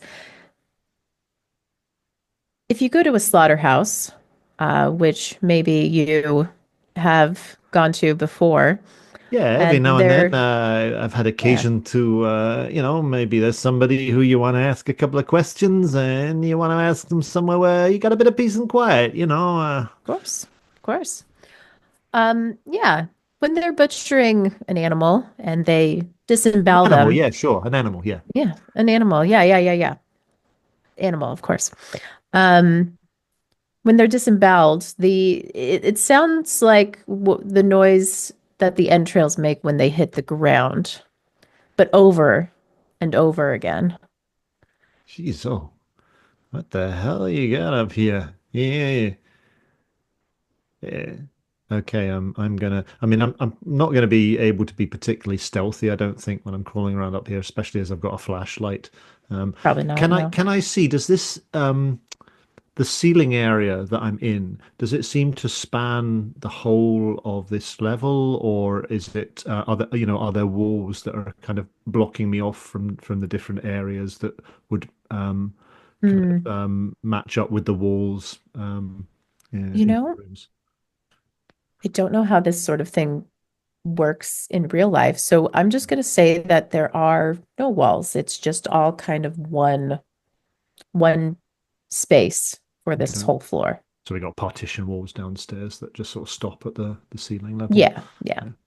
Okay, cool. And I shall attempt to clamber, crawl my way across towards where this slopping, squelching, Hmm. squishing noise is Okay. coming from. Say, hey, buddy, you better come quietly. I just want to ask you some questions. I'm not gonna hurt you. I ain't gonna hurt you, buddy. I'm just gonna ask you maybe what happened? Maybe some kind of argument with the doc. I'm willing to listen to your side of the story, huh? So you just come on out over here, and there won't be no trouble, eh? But no funny business. And I'll carry on moving over to see Yeah. if I can see who's there and why they're throwing buckets of guts about. You don't have to crawl for very long, uh, maybe just a couple of feet or so as you're yelling through the darkness and the dust. And your light catches on a large mass.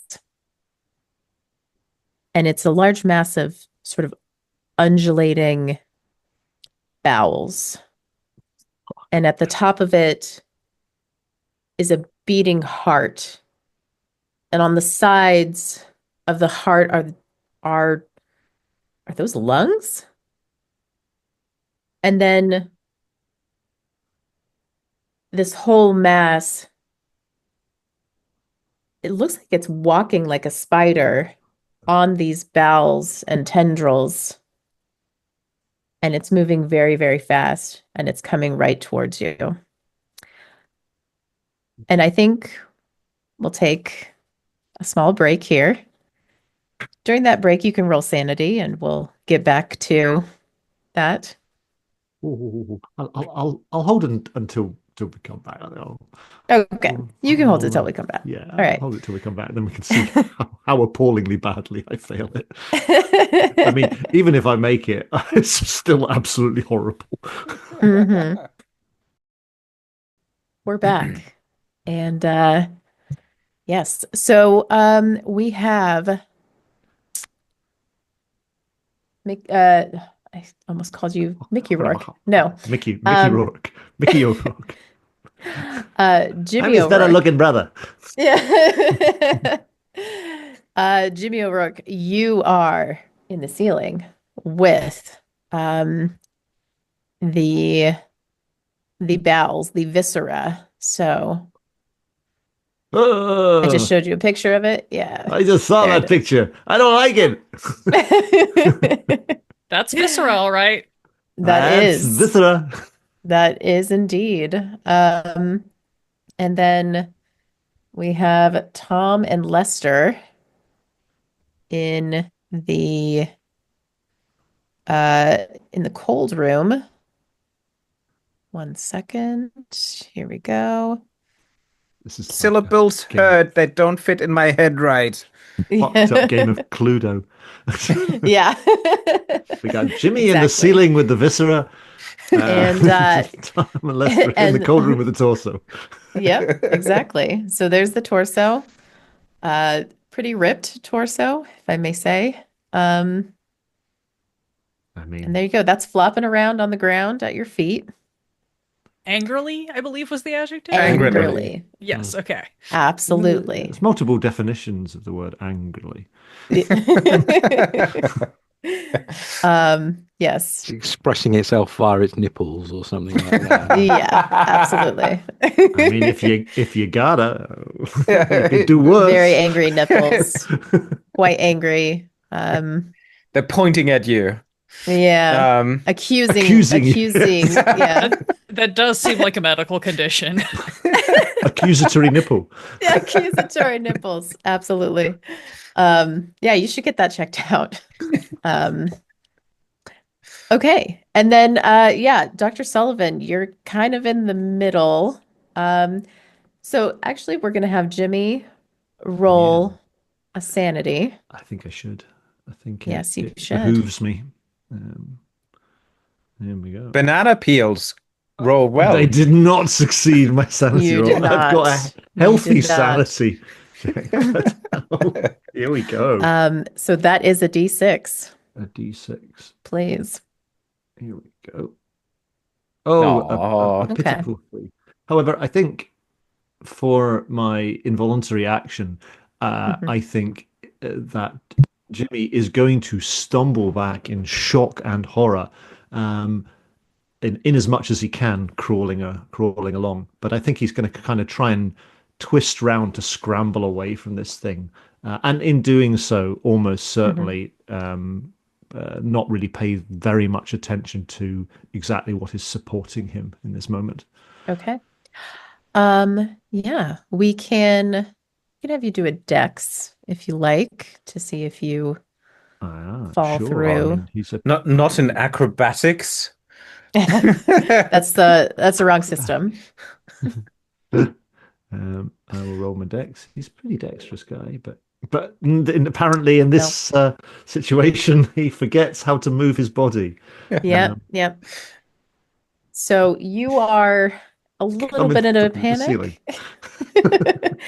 And yeah, so you are trying to crawl across this metal scaffolding, but your hands go onto the foam tiles and you're just pushing them through. Probably got a foot stuck in one of them as well. Oh yeah, I'm happy to be stuck. Yeah. Dr. Sullivan, you see just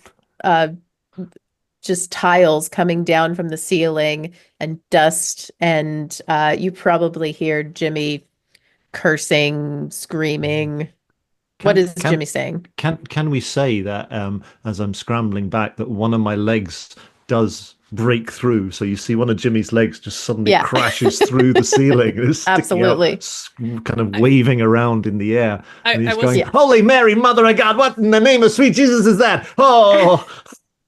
Whereabouts, relative, if we're saying that I'm kind of standing in this doorway between the southernmost room where the elevator lets out, or where the lift lets out, and the room where we left Dr. Warwick, like whereabouts is Jimmy, like more above the lift room, above the other room?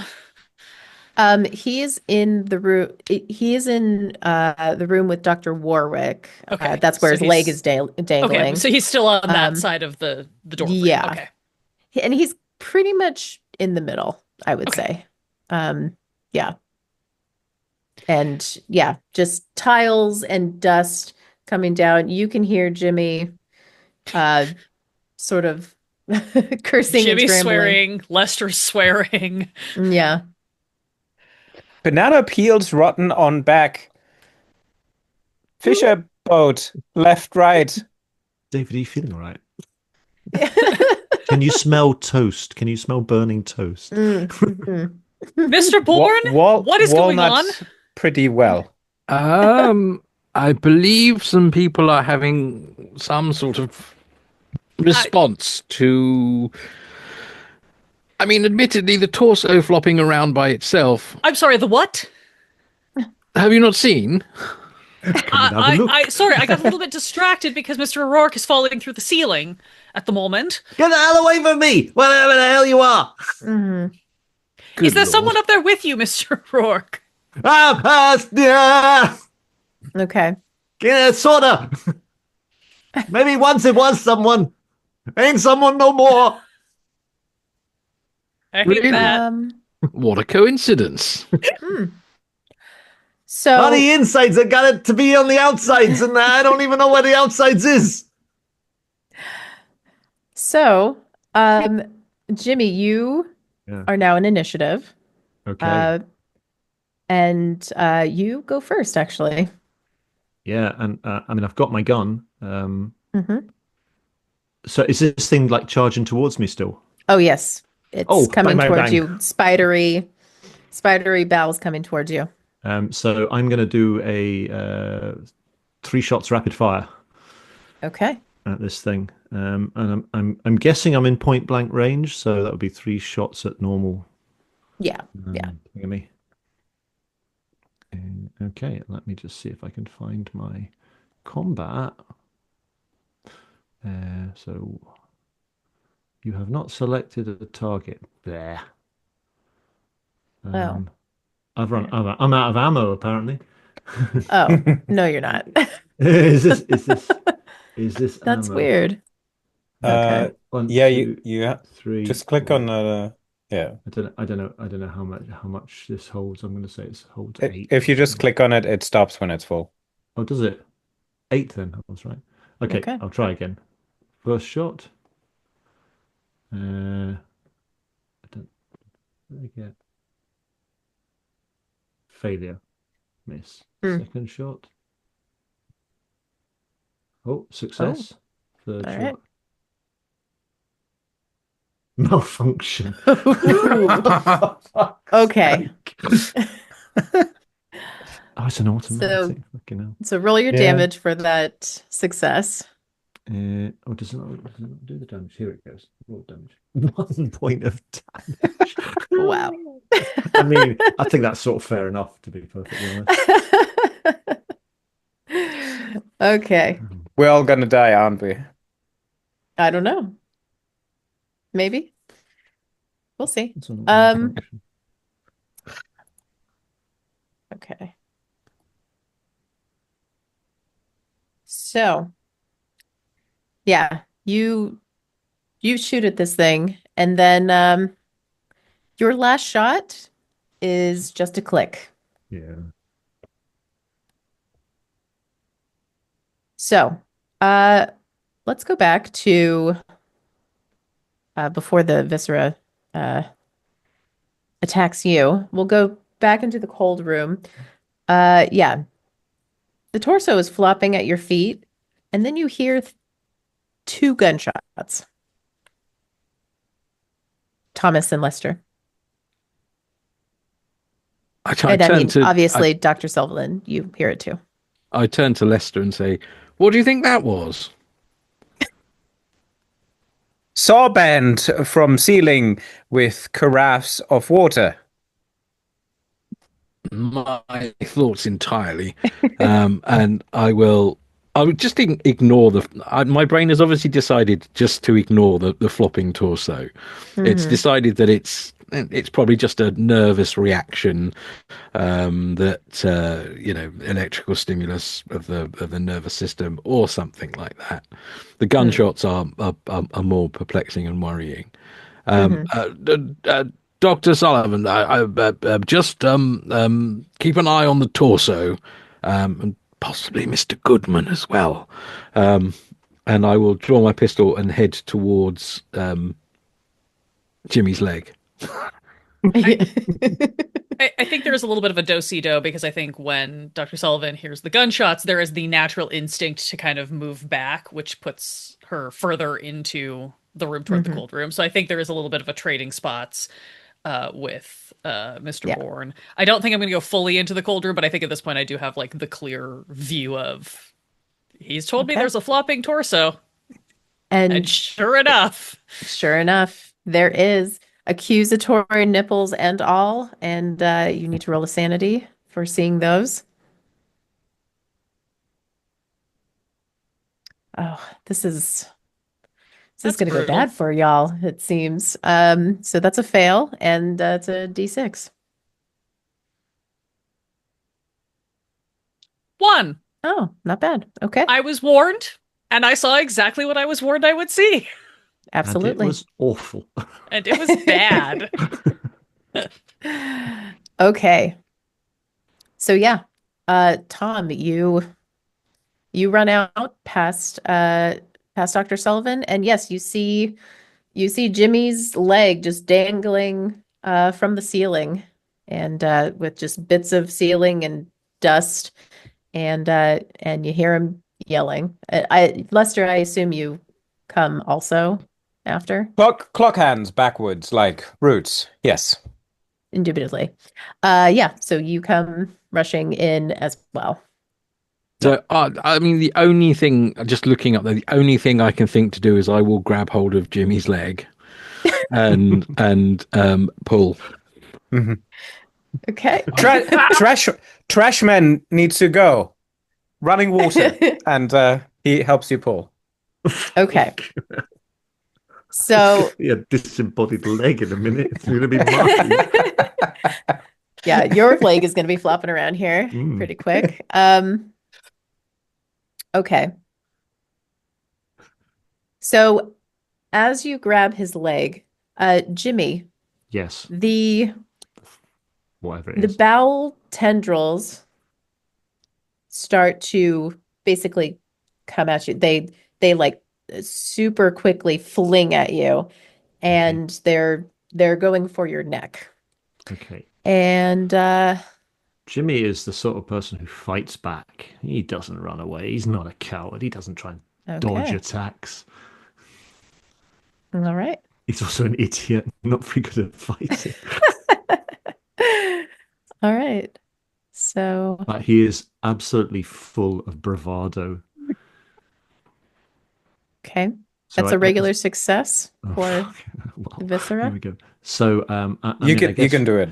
Is it kind of sort of throwing intestines out at me kind of thing to try yeah, to just like me? Tendrils of intestines and other icky stuff that is inside you, whatever that is. So I guess my methodology of fighting back is going to be to try and grab hold of these tendrils as they try and grab hold of me and just kind of yank them. Okay. So what am I looking at? I'm looking at my fists. Your fists. Wow, no, I do not succeed. Nope. Your fists are failure. Hard success anyway, I think, wouldn't I? Yes. Yep. Yeah. Okay, so these Don't tendrils, fail me now. Oh, you did. these tendrils come at you and they wrap around your neck and it starts to strangle you. And at the same time, Not the face! Thomas, my beautiful face. Well, Does it do any damage to me, or is that yet to come? it does, yes, an initial damage of D4. So Okay. 1 point of damage initially. I can live with that.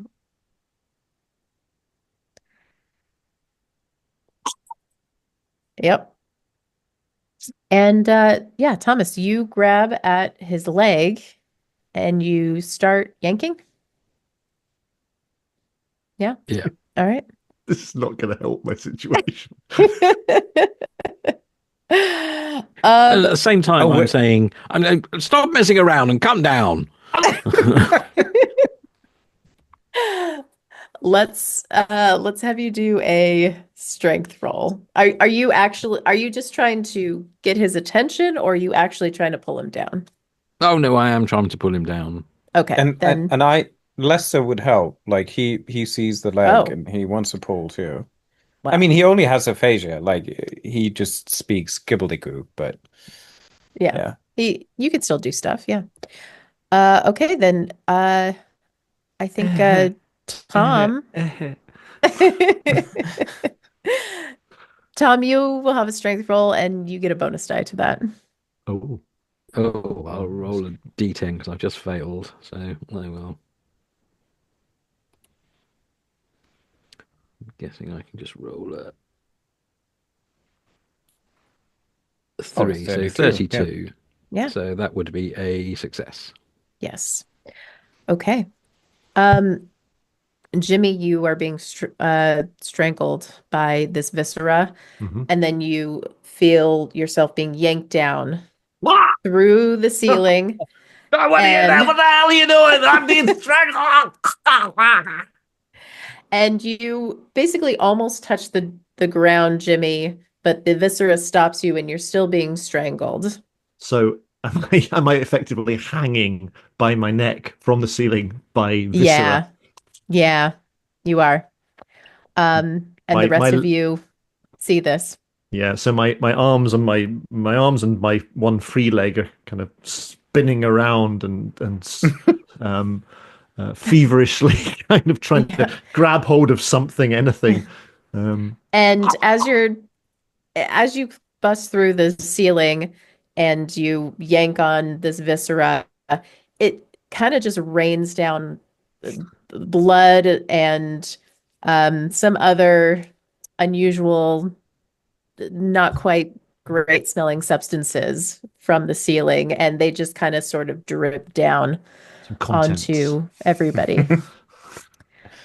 Lester screams out, "Mr. Baker, sky is inside now, raining all." Hopefully addressing the doctor. I need sanity rolls from fantastic. Lester, Thomas, and Dr. Sullivan. Lester's in about though, isn't he? Yeah. Yeah, that is true. So you got lucky there. Yeah, Lester isn't about, so you don't have to do that. Tom's miserably low sanity is like...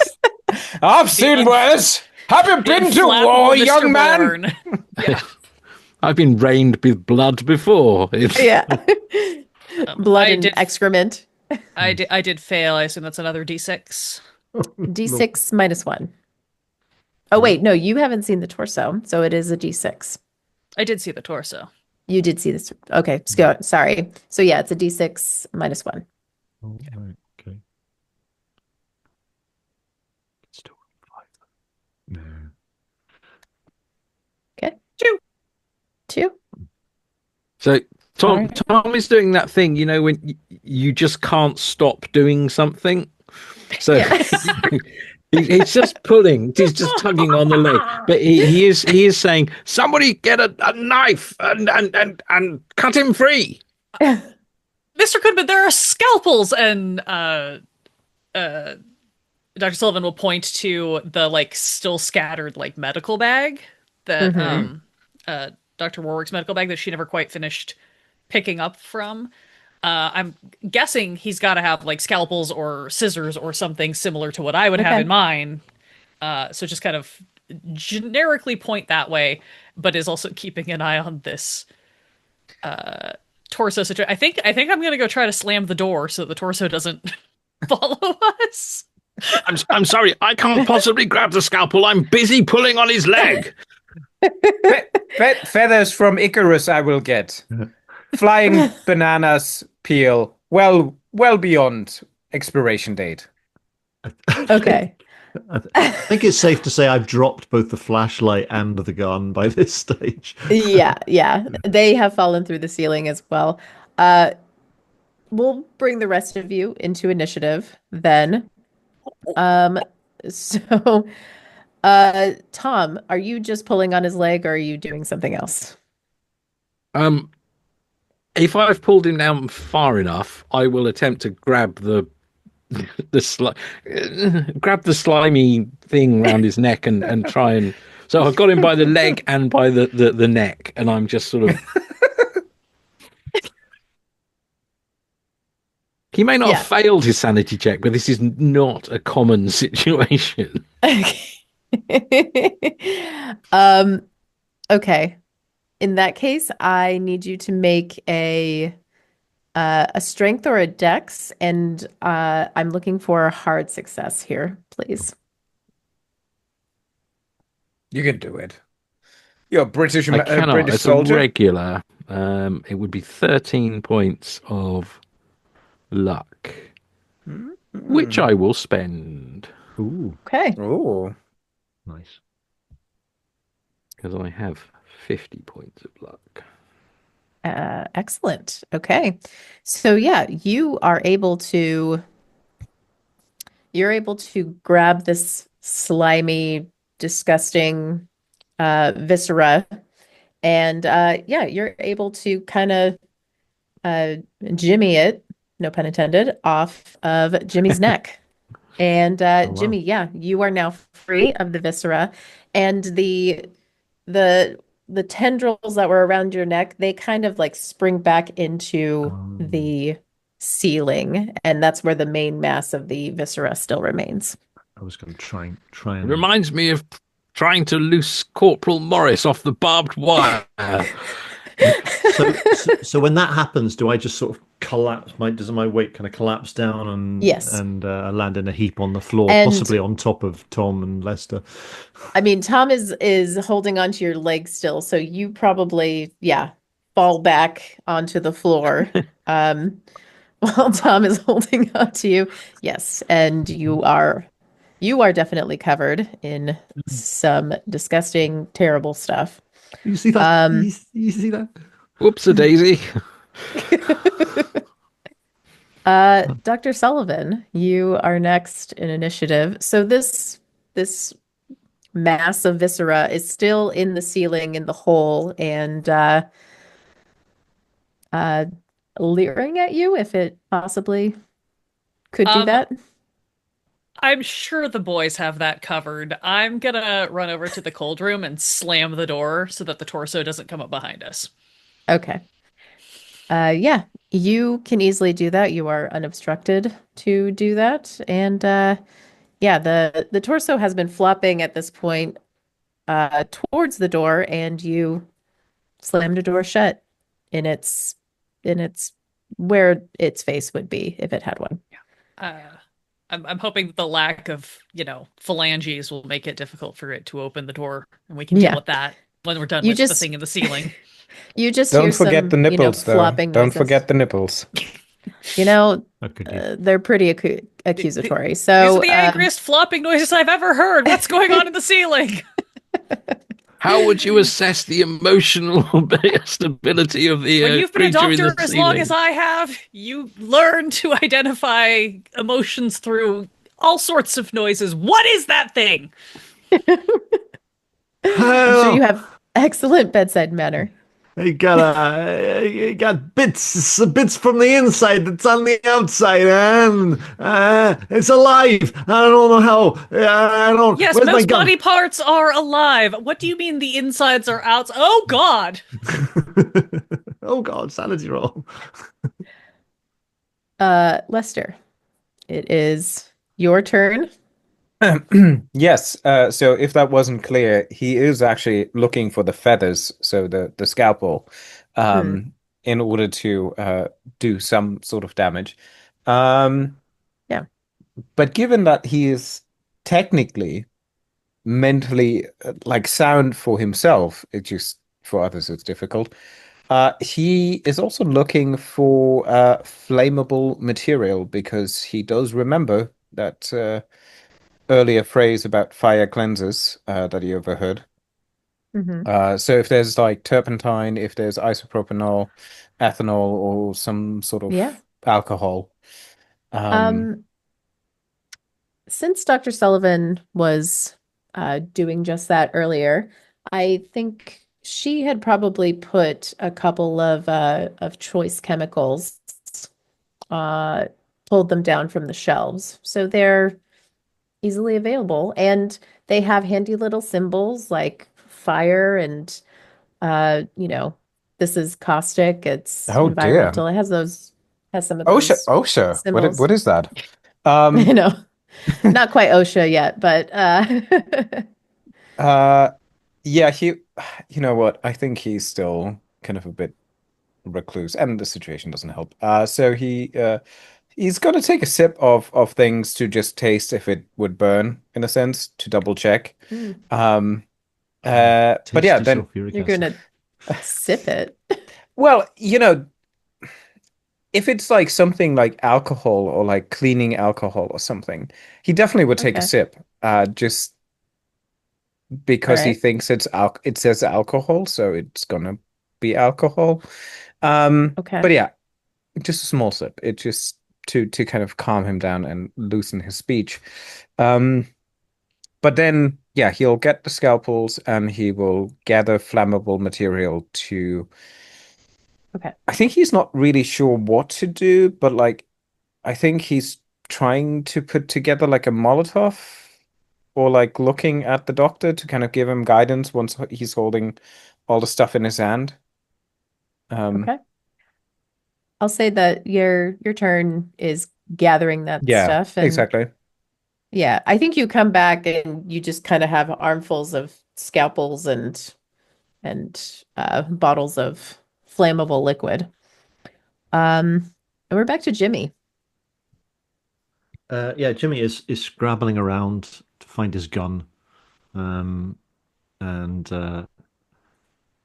when he does so, uh, he's he's gonna point it up at the ceiling and fire into the ceiling where this thing Okay. is, because he's Okay. not having a good day. Uh, is that just one shot or another? I think he's kind of got his wits about him a little bit, and probably because he's had to sort of scrabble about him. That I think time wise, I think a single Mhm. shot.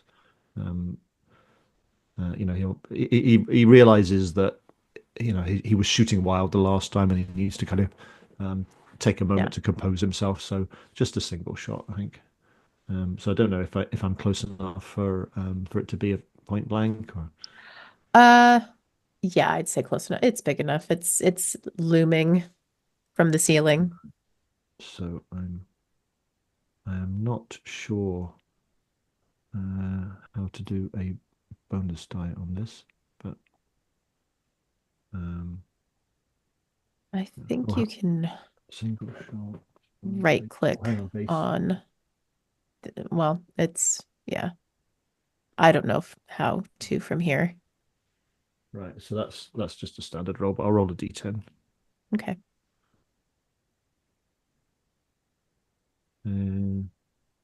That is a failure, but I'll Yeah. spend 4 points of luck to make it a success. Yeah. That would be Okay. two, Excellent. 5 points of luck. Actually, I need to spend 5 points of luck. And I'll roll. I can't roll the damage, can I? Oh, here we go. Oh, hang on a sec. Spend 15 luck to pass. Whatever. What damage? 1 point of damage. You're such an excellent shot, my dear friend. Okay. I like the fact he came back to being able to speak properly just in time to be slightly sarcastic to Jimmy.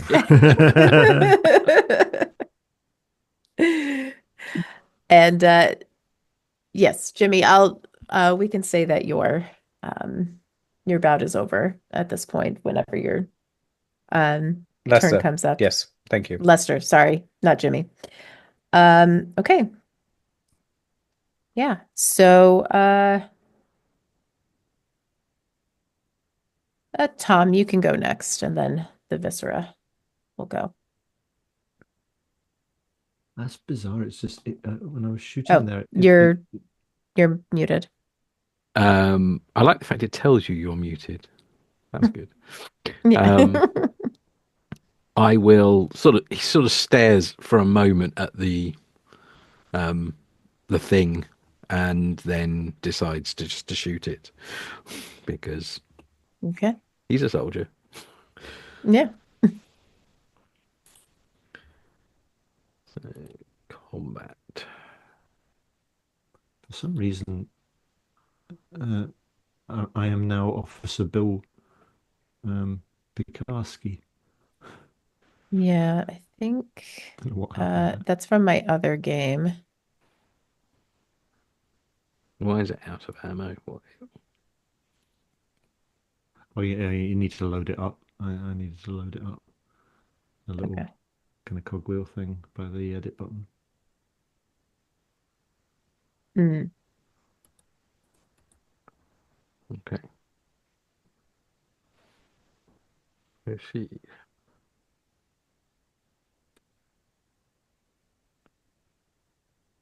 Single shot. You need to press the button. Which one? There's lots of. It's So there's a kind of a fairly big one. Yeah, roll firearms handgun. The bottom. ah. Yeah. Unfortunately, that is a failure. Hmm. Yeah, so he sort of doesn't really know what he's aiming at. Yeah. So he sort of just misses. Okay. Yeah. What the deuce is that thing? I keep telling you, it's the insides on the outsides.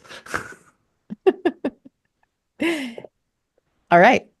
The Viscera.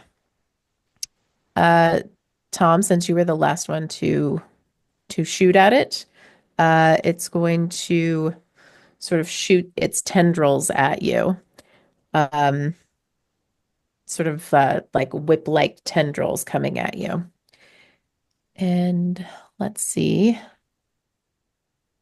if it does that. And that is a fail. So they just kind of whip on either side of you. You do get a spray of blood and other juices on your person, but yeah, you are not whipped with the tendrils. Dr. Sullivan.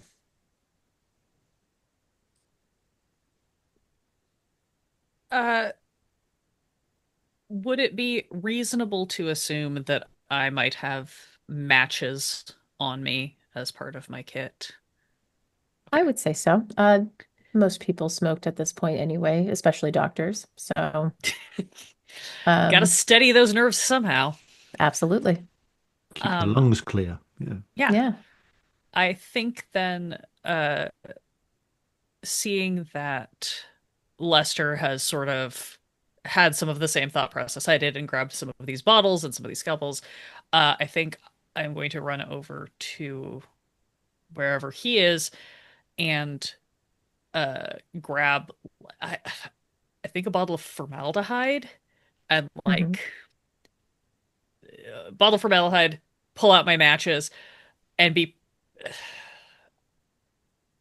My instinct is to just like uncork it and like throw it at this thing to try to get it splashed and covered in formaldehyde. Okay. I wish I had a better skill to pitch than throw, because my throw is not Yeah. great. But Yeah. I think that's what this is. Yeah, it is a throw, I believe. Um,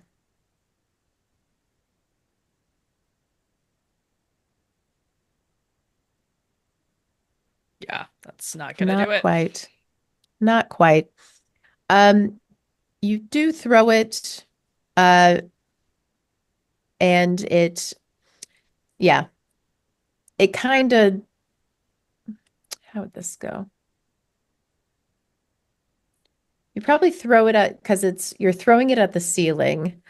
You probably get it off center. Basically, you throw it off center, and it's a kind of unwieldy bottle, and it's open. So, you do now. It smells like formaldehyde in here.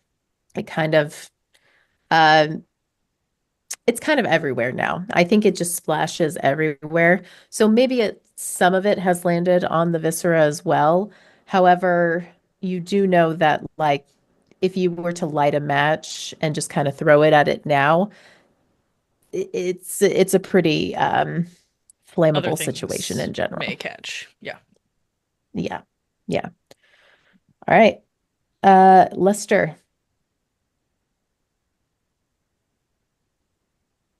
Yeah. I think he literally switches from gobbledygook to proper English, and there's, Doctor, for God's sakes, try to be more precise with this. Shit, now I'm Oh, I'm British. sorry. You're concerned with my throw? Well, didn't he say fire cleanses? Okay, let's and yeah, he's trying to do the same thing, throwing these Okay. bottles that he kind of quickly kind of pops open at the thing. And yeah, see how that goes. Okay. I Throw it. I really considered about increasing my throw roll, but like um should I push this? Isn't it fun to push a roll when you throw flammable materials? Absolutely. You're muted, Mike. Sorry, I was just saying, if we're in combat, you can't push combat rolls, Oh, right. That is Oh, true. but you can spend luck. Yeah, You I can can spend spend luck. I mean, what else I'm gonna spend it on, right? I'm gonna spend Yeah.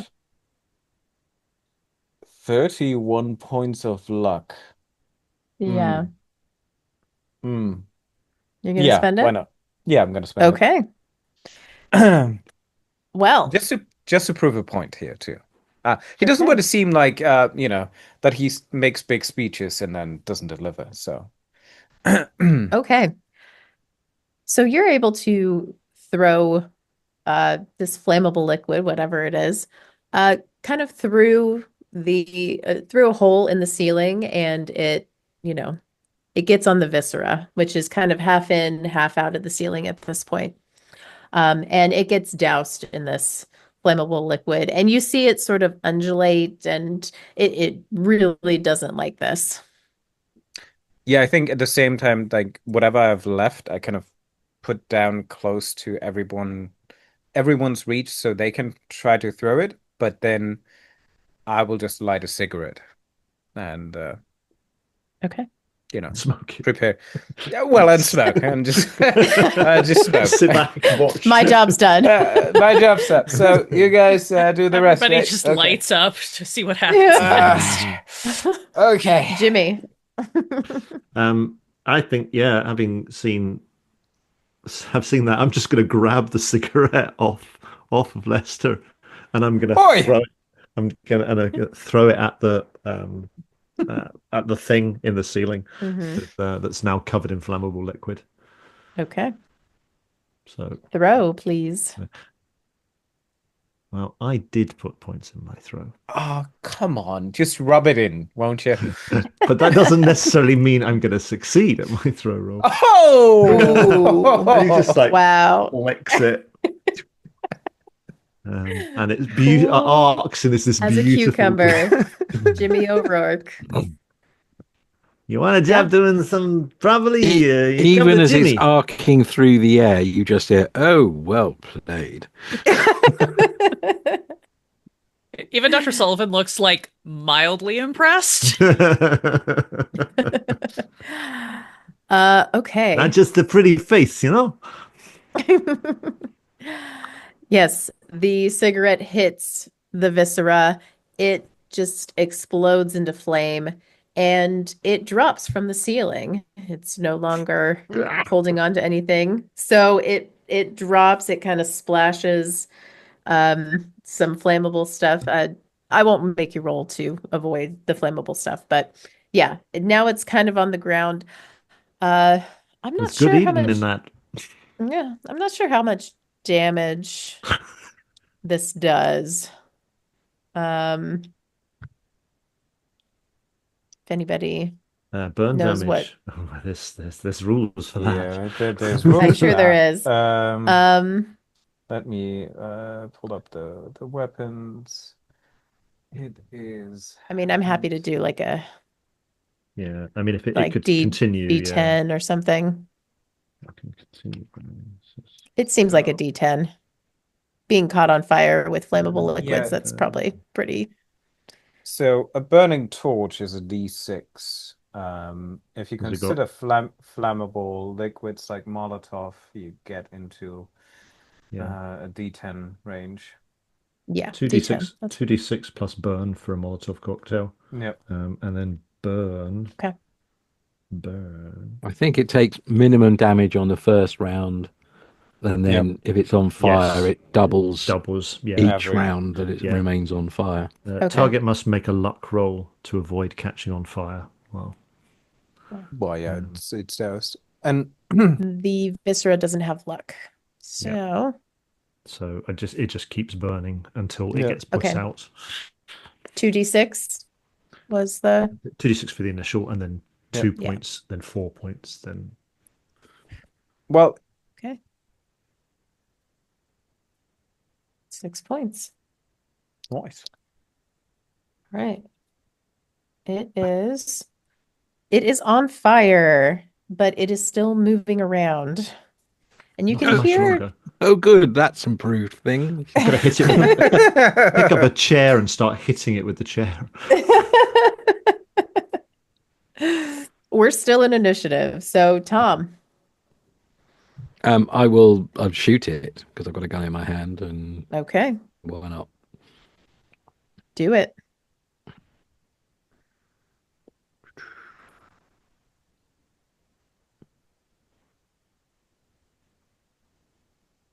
That's a success. Nice one.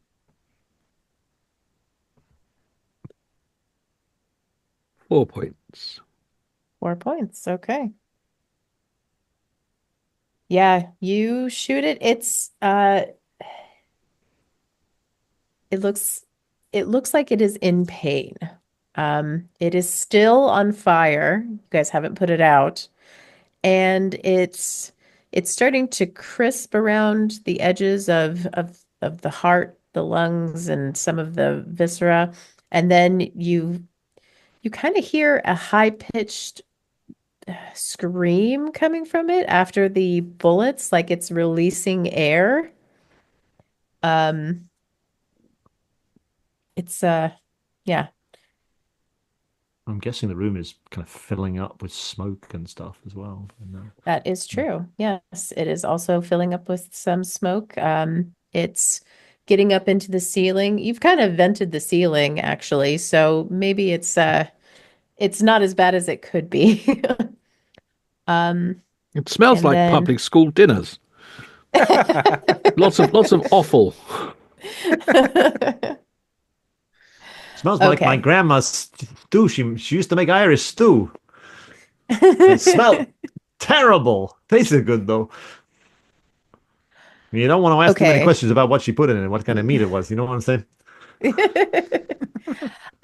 It needs to roll a dex to try to put it itself out. Is that what I heard? I don't know how it puts itself out. Okay. Just says it I'll just burns say, until it's put out. Yeah. okay. Well, actually, no. So it's going to try to attack with some of its burning, Flaming sword. flaming Yeah. tendrils. It's tendrils that are Um, now on fire. the tendrils that are now on fire, it's going to go for it. And I think it's going to do I'm just going to roll a d4. Hmm. And you guys are on my screen. 1, 2, 3, 4. And it's going after Jimmy. Trying Bring once it on. more. Bring it on. Bring it on. So yeah, No. Jimmy is going to fight back. This time he's going to fight back. He's going to attempt to grab hold of the tendrils and use them to swing this thing round and splat it against a wall, or whatever else is in its path, or whoever else Amazing. is in its path. Okay, it got a regular success. I mean, I'm not going to beat it, but let's see what happens. It'd be fun to find out.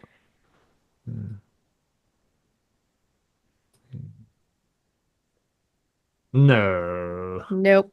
not a chance. One of its tendrils comes at you, and instead of grabbing it, you kind of slap it away, but it has more tendrils. So again, it comes after you, and this is the whip-like tendrils now. So it's going to, oh, that's actually quite a bit. Did we accidentally level up the monster? I think we accidentally leveled up the monster. No, the monster is actually pretty powerful already, so we're just going to do that. Oh, that damage. That is damage. That 5. is a major wound for me. Ooh. So I will roll. Con? Yeah. Mm-hmm. I stay awake. All right. Yeah. You tell me where it has whipped you that's so hurtful. That's so delicate. Your face. Oh no. I mean, Jimmy's face is his only positive asset. Oh wow, the Scarface origin story got better. Oh, Somehow he's even more handsome with the burn damage. If you've ever seen Day of the Triffids, just like whacked across his face with his burning section of intestine, and just kind of draws across it, leaving a kind of a burning, horribly bloody. I don't know what else is in it. I'm probably going to need my tetanus shot, so let's put it that way. Absolutely. There's got to be one around here somewhere. It's not my face, my beautiful face. Mary, Mary, Mary. Oh, will you love me now, Mary? Dr. Sullivan.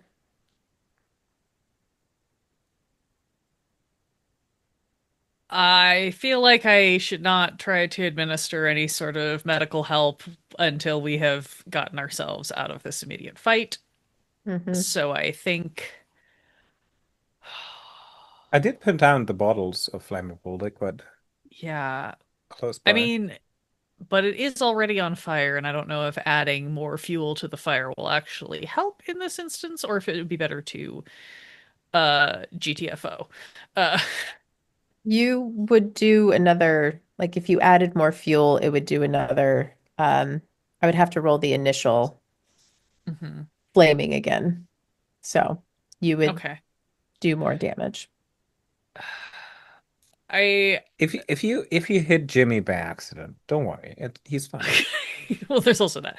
No, I think my prior impulse was that she would kick over one of these metal gurneys and use it to create like a fire block from where Dr. Warwick is, because he's in the corner of this room and I do not want him getting splash damage, if you will. So I wonder if we can flavor that into like hitching one of these and kicking one of the bottles off of it and sitting on the edge of it off, like flipping that toward the thing. Okay.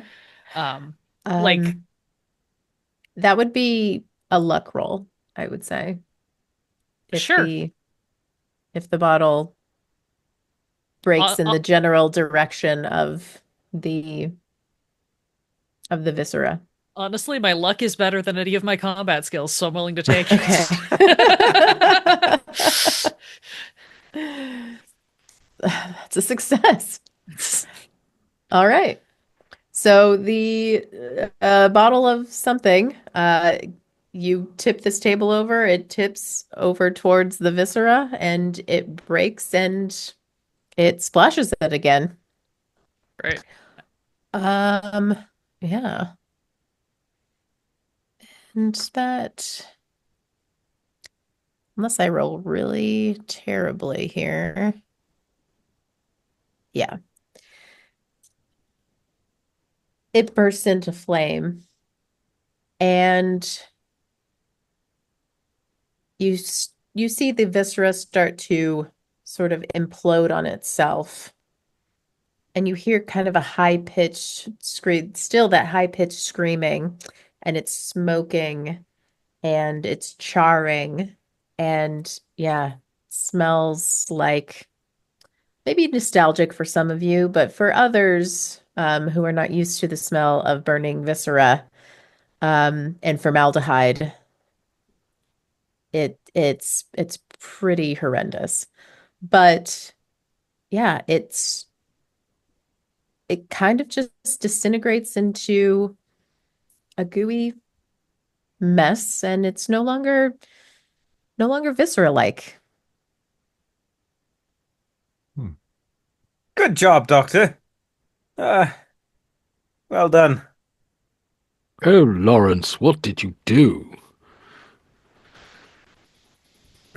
Oh yeah. If there is a chair in here, I'm going to pick it up and just start battering whatever's left of this thing repeatedly with it until the chair breaks into pieces. We are out of initiative. So Lester's even giving you a chair over to bash off. Just grab it off and smash it. More chairs! I will keep my distance until the first chair sort of like wears itself out. And then I'm gonna go over and like very gently just kind of hand onto Jimmy's shoulder and be like, all right, maybe I could that doesn't look so good. Maybe I You could gotta take a help look me, at Doc. that. You gotta help me. I'm going to help you. I'm going to need you to keep your mouth shut so you don't get any infectious anything inside. Just I can't barely see it through all the smoke in this room. You I'm have gonna to do my best question to- this, Did I kill it, this Doc? establishment, really, Is it- don't you? Because they're ignoring the sound of gunfire, the smoke, the fire, the screaming.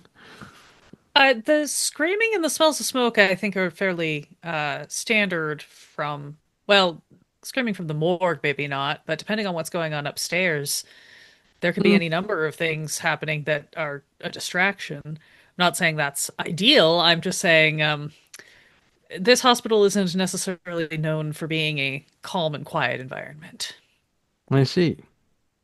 I'm gonna sort of stumble over towards Lawrence Warwick and say, what happened here, Doc? Okay. What We're is going this to thing? sit down. Everyone's going to just sit down. And by everyone, I mean you, Jimmy. Just kind of push you down. Are there any next to more of them Warwick. things here? Well, there's the torso. So what now? The smoke is starting to dissipate, starting to get into the ceiling a bit, and it's To somebody it's- else's problem. Right, exactly. Look what they did Jimmy- to my face. Jimmy, you can make me a spot hidden if you like. Oh, I'd love to. He's not the most observant person, but we'll see. Oh, that's a success. Okay, Or regular success. great. So, He kind of sits down. yeah, you go over to, as you're Yeah. sort of sitting around, Dr. Warwick, you see just kind of a bunch of some scraps of paper have fallen out of his pocket or out of his hand. They're just kind of next to him. What do you got And there, Doc? What is this? Is this some kind of... You trying to write something here? Some kind of handout or something you got there? yeah, he's got some sort of handout. What is this? Examination. Hey, look at this. Look, I found this. Dr. Sullivan, do you think you could do something about Mr. O'Rourke's face? I'm going to work on it. Perhaps you all could read these papers to me to help keep Mr. Rourke calm while I try to get the burning entrails off of your face. First aid or How medicine? bad is it? Tell me the truth, Always Doc. medicine. Tell me the truth, Doc. How bad is it? Well, you probably won't play the violin at Carnegie Hall. It reminds me of a joke I once heard. That's a hard success. Okay. Well, when you say that, he says, "Oh, maybe not, but I got this," and he pulls a harmonica out of his jacket pocket Oh, and God. starts playing. Gonna take that away from you. And be like, please keep your hands away from your face while I am trying to. Could somebody Calms me. read these papers? You get back 1 HP. Lovely, thank you very much. Well, that feels better, Doc. You got some of that fancy Dan pain medicine. Hand you a bottle of ethanol. Say, small sip, small sip. I don't know. If I've got brandy in my hip flask, he can have the actual alcohol. Oh, this is the good stuff. Oh, wow. Yes, well, doctors make a lot of money and we spend it on illegal substances. So, Well, hey, maybe I could be a doctor. not with that face. I think Lester by now would have picked up a couple of the scraps of papers and handed the others to Tom. Yeah, Tom will definitely be interested in having a look. And he's muttering about Warwick. What have you done, Lawrence? What have you done? You guys want to read them aloud? Lawrence reads the first. Lester reads the first. How old is the corpse? What was the process of mummification? Egyptian. Was it wrapped or natural due to conditions? Cold, dry, ritual, presentation, or sanitation? Religious? Internal organs? Removed or in situ? Check for arsenic as indicators of pre-20th century process. Arterial injection. Cavity removal? This just says examination indicates regrowth. Unbelievable. Regeneration. What happens if left unchecked? Full reanimation? Can't be allowed. Burn it. St. Mary's Morgue has incinerator. Well, we could have thought about that. But we burned it, right? We didn't burn the thing in the other room. Well, what the hell are we waiting for?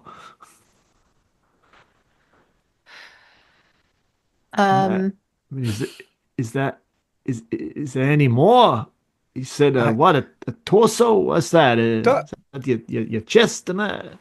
Doctor, if that was the internal parts that we burned, and that's the torso, aren't we missing some limbs? Several more parts, in fact. I wish boy.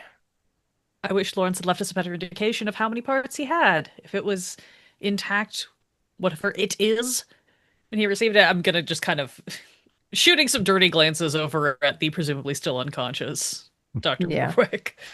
He has a pleasant smile on his face. You gave him some nice morphine. He's not in any pain anymore. He's having a good time. I would say that these scraps indicate referencing the corpse. So perhaps, God be willing, we are only dealing with one.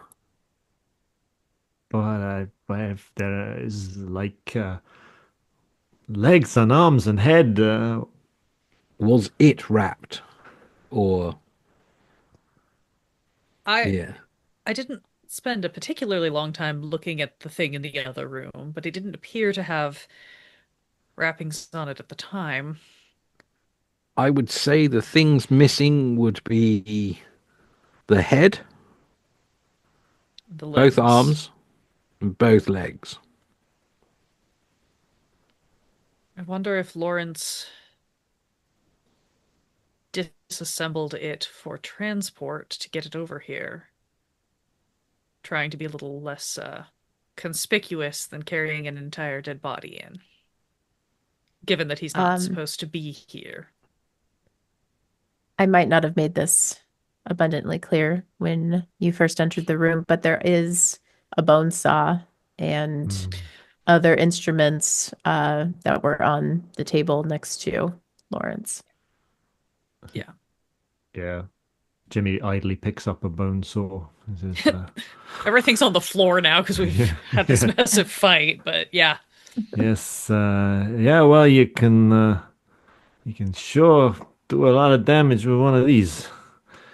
What does this mean? Regeneration, reanimation? Is it gonna grow again or something? Yeah. I mean, Doctor, this is nothing supported by the university, right? Well, because he, at least to me, when Lawrence called, he mentioned cultists. Now, cultists There are encompass a cult, meaning multiple members of a organized religion. Um, there are many medical studies uh, today investigating the possibilities of the continuation or regeneration of life outside of how so we know doctors it are to work. cultists now? No, we're scientists. We're trying to study all the possibilities of modern medicine. I could With see all how possible ways? Kind of looking at the charred remains. magic is simply science that we haven't defined yet, isn't it? You can all He's make actually a a bit listen of a roll. loss of words and kind of looks to the others. Listen, roll. Okay.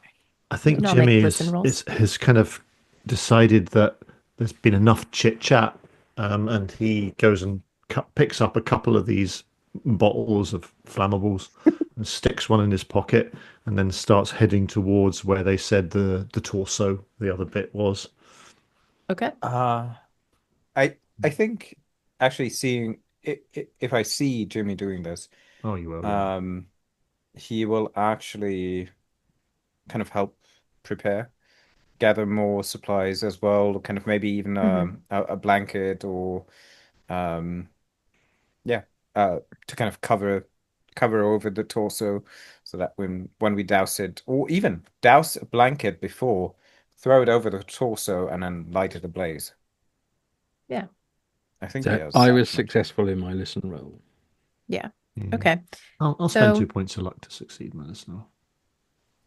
okay. Hear what? All right. So, yeah. Lester and Jimmy, you go into the cold room where the torso is, and you get to work doing that. So, in the other room, so Jimmy, I'll get to what you hear soon. But in the other room, Thomas, you hear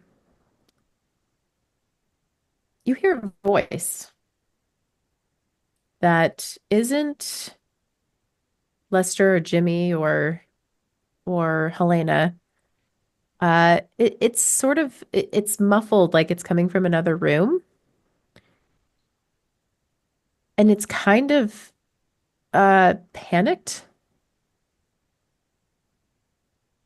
but garbled speech.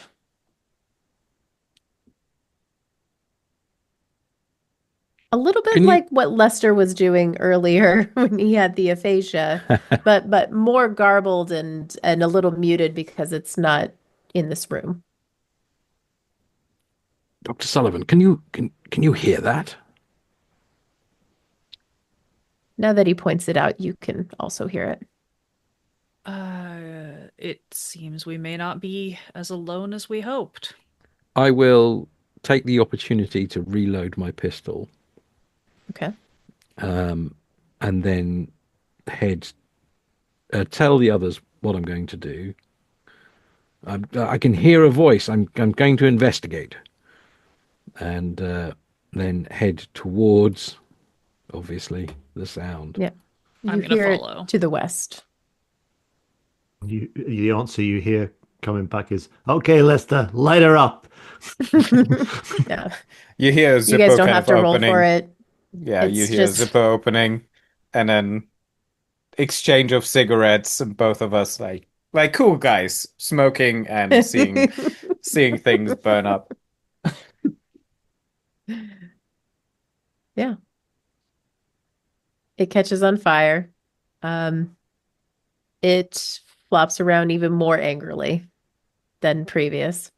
But it's underneath a cloth. Only the No, oh, a That's only sheet. good the because when it's not, the nipples follow you around the room. exactly Just stare at those you. those pesky nipples are hidden.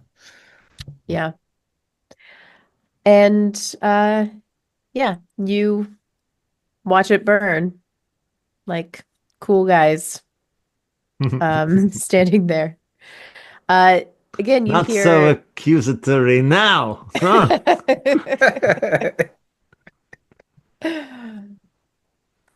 and yeah. So Jimmy, Mm. um you succeeded your listen. You hear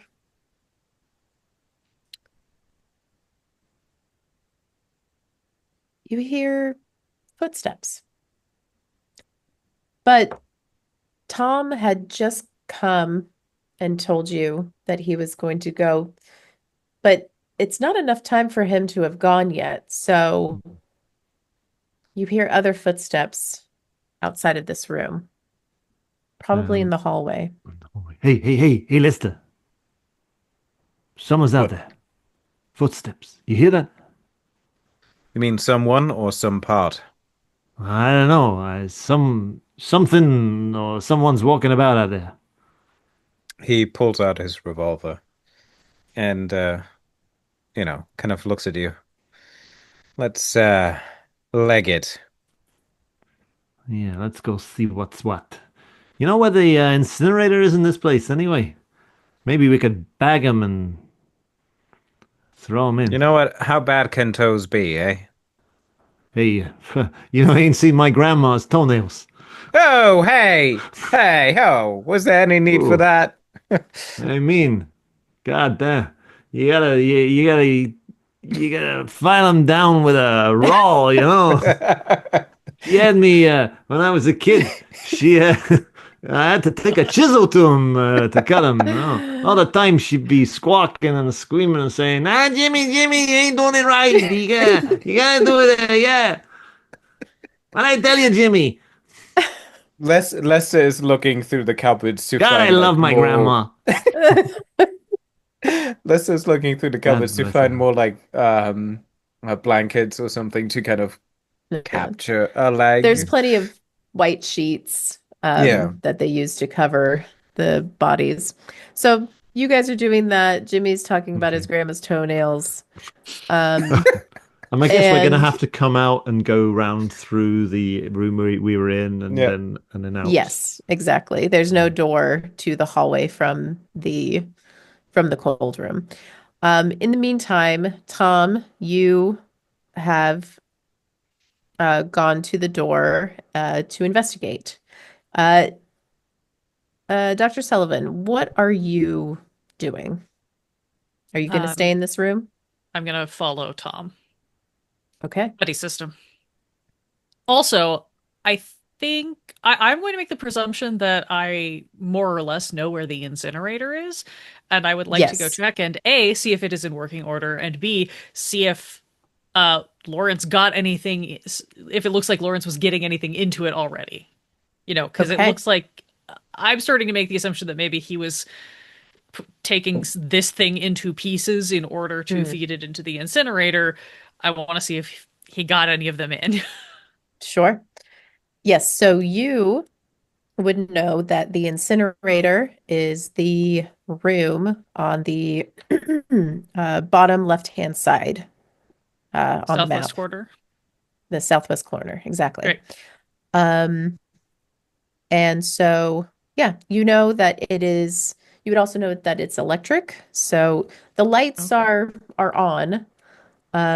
So presumably it is in working order, but you would still need to check. And yeah, so Tom, you open the door. Are you sneaking out? Are you just being careful?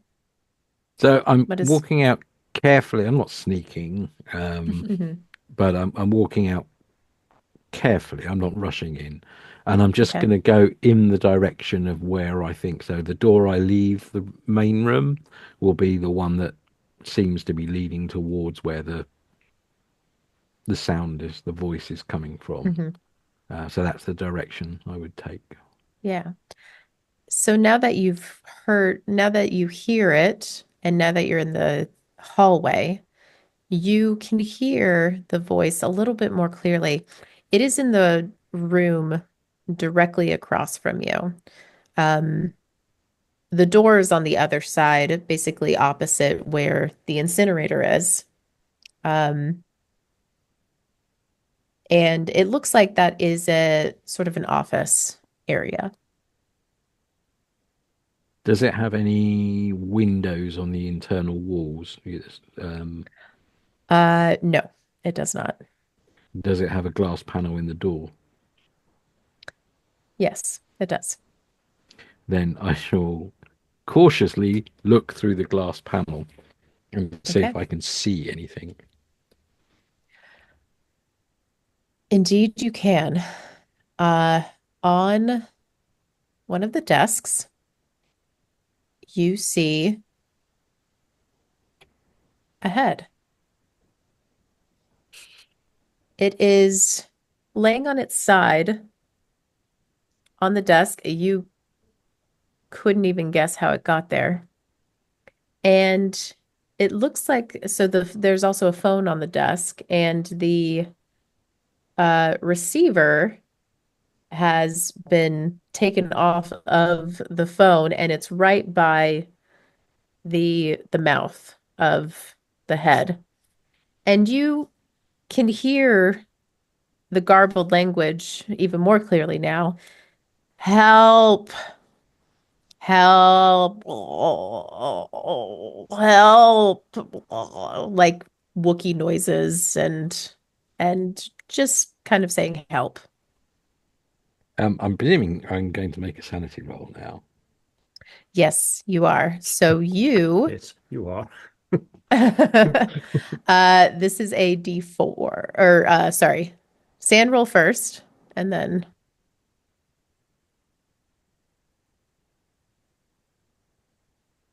I'm not convinced by Uh, progressively smaller sanity losses. I think if anything, it'd be some progressively bigger sanity losses. Fucking hell. uh Now we're expecting to find body parts, though. Yeah, well, I suppose yeah, that's true. you're expecting it now. So yeah, That makes it D4. all right.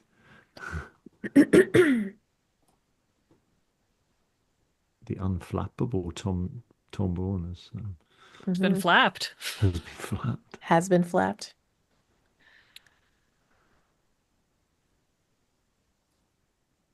But there's the head also. so I will lean back and just turn around and look at Dr. Sullivan and say, I believe the head is making a phone call. A phone call? Yes, I don't understand the mechanics either, but somehow. I how does a head turn a rotary dial? Was it a proper phone? It wasn't like an intercom. It was a proper phone with a rotary dial, and Yeah, exactly. I mean, perhaps it used its tongue. Hmm. I I mean, impressive adaptability, I suppose. I think Dr. Sullivan at this point, like Dr. Sullivan is actively fighting to just choose to go down the rational route of trying to make this a scientific investigation to keep herself from losing her shit. So, I mean, I, the head isn't. I'm going to make this very clear. The head is not attached oh, to anything else. okay. Um, I don't even know how it would have got onto the desk. Should should should we talk to it? I mean, Or should we yes just or no. reaches into like a pocket and just pulls out another bottle of like ethanol or something? Or should we just I I feel ethically conflicted here. If this is a living creature, I'm supposed to help it, especially if it appears to be in distress. I don't know what I'm supposed to do with a living head that has been separated from the rest of its body because that doesn't exist. That's not a real thing that happens. It would be. This is beyond. I believe my level of knowledge. I saw some fairly terrible things during the war, Same. but traumatic amputation at the neck and surviving is not one of them. I mean, there are stories from history of figures who were put to the guillotine during the French Revolution, who supposedly were still saying their prayers after the blade had severed their neck. But I think that's widely believed to be a tick of the nervous system, and it never lasts more than a few seconds. And okay, Uh, it we can't just leave it there, right? And he reaches into his pocket and he pulls out a silver hip flask and he just unscrews the top of it and offers you. Yeah, I think Dr. Sullivan will take a shot and then is gonna kind of walk over to the door and put her hand on the knob. She not has not looked into the window yet, but puts a hand on When the knob. I looked at the head, did it look like haircut wise, things like that? Did it look like a contemporary head? Oh. Or did it look like a head, from a different time? Was it Right. coloration, for example, the same similar sort of coloration as the torso? Yes. Same coloration as the torso. Uh, it definitely looks like the head came from that torso.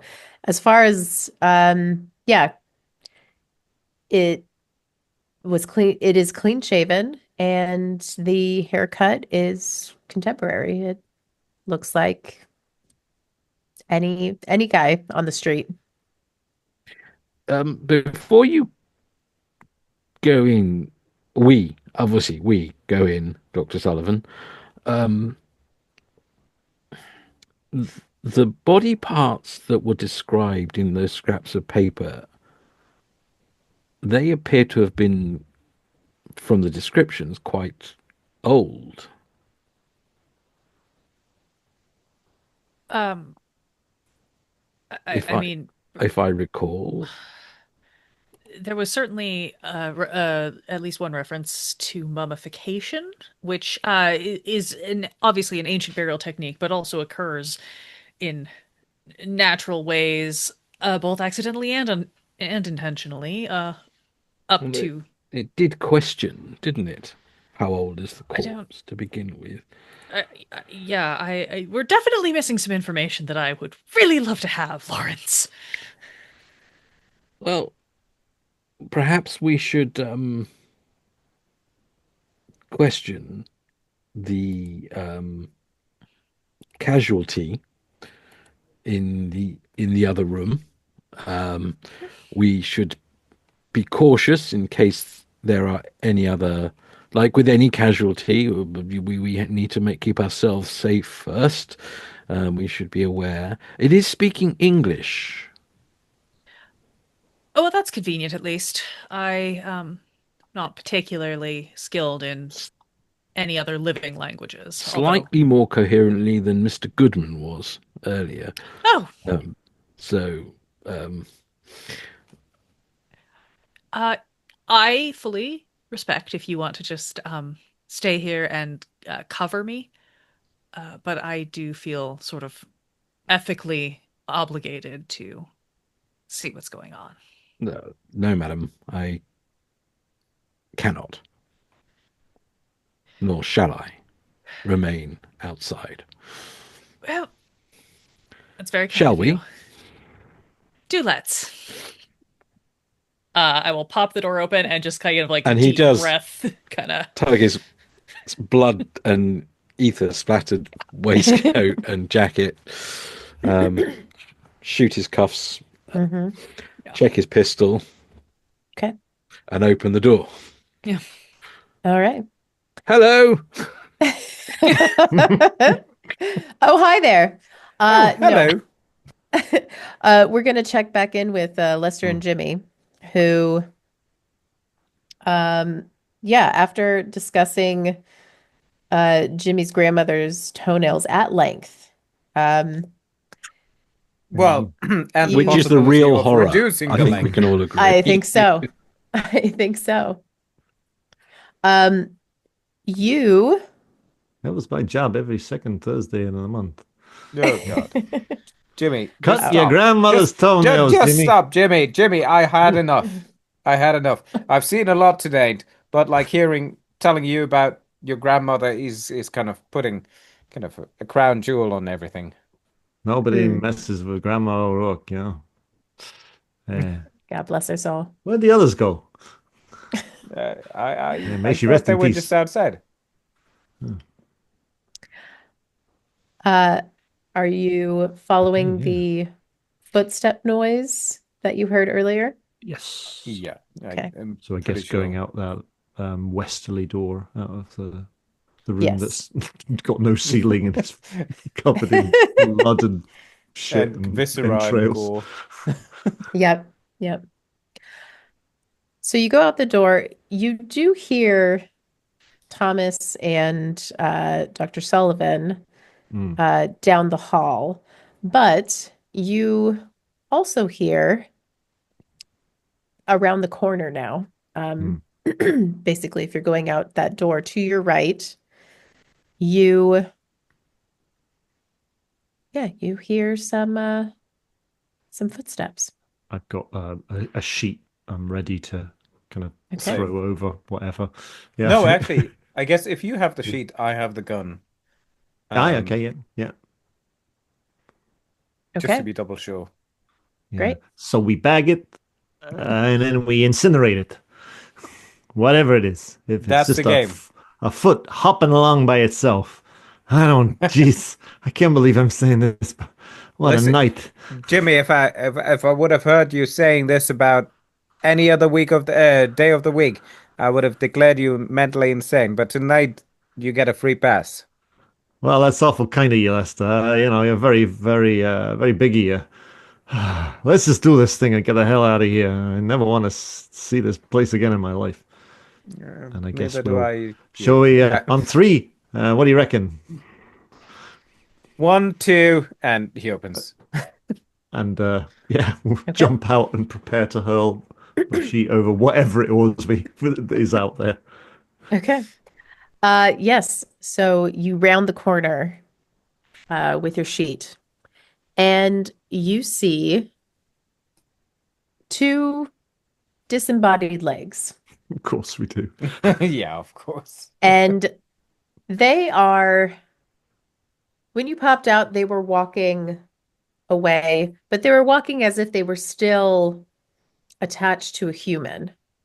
They Are were they walking attached to each other, or are they two completely separate? They are separate. They are not attached to each other. And when you jump out, they turn around both at the same time. And And they they look at start us. to, huh? And they look at us. Oh, yeah, actually, it looks like they're looking at you. Looks like they turn around, they see you, and they start to run. You Away mean from us, No, independently towards you. or towards us. Oh, okay. that's good. That's what we want. Yeah. Yeah. I'm gonna throw my presumably we're gonna go into initiative. We're going into initiative. My plan is to throw my sheet over them. Okay. And I want to steady and kind of actually get a good position to kind of really aim for the ankle and then just kind of shoot at the ankle. Okay. 1 second. Judgmental knees. My discography is really building throughout this episode.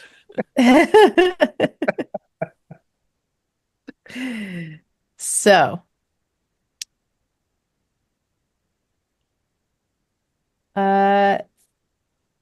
Jimmy, Yes. you do indeed go first. Okay.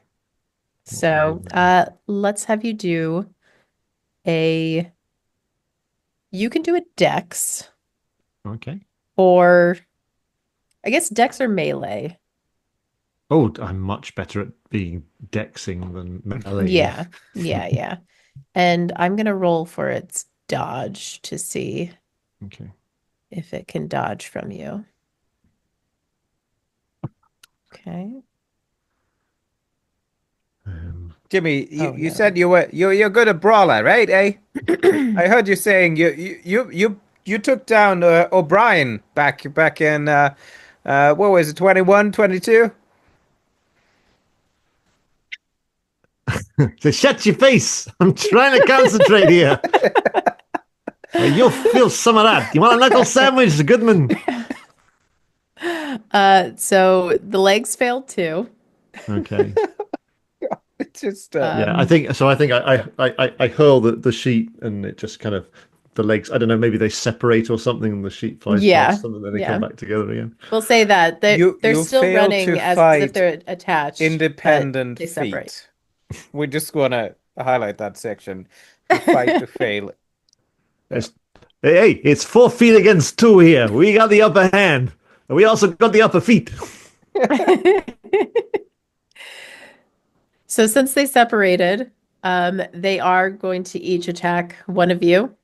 They're going to both kick at you guys. Sure. Of course. Of Why course. wouldn't they? I mean, So I would expect no less. leg that is attacking Jimmy. Ooh, that is a regular success. Yeah. Is that I a think- reaffirmation of your crown jewels? Well, yeah, oh God. I think Jimmy has kind of has maybe learnt from his previous failure to get out of the way, and he's also quite badly injured. And I guess his head is probably kind of bandaged up and that kind of thing from his wounds and from the doctor's tender ministrations to him. So I think he's going to try and dodge out the way of this. It tries to kick him. Where's me dodge? There it is. That is a successful dodge. I don't know how it did on its kick. Yep. Oh, should we be making sanity rolls actually? Oh, I guess that is true. So you many had to rolls. ask Oh my for goodness. it, didn't you?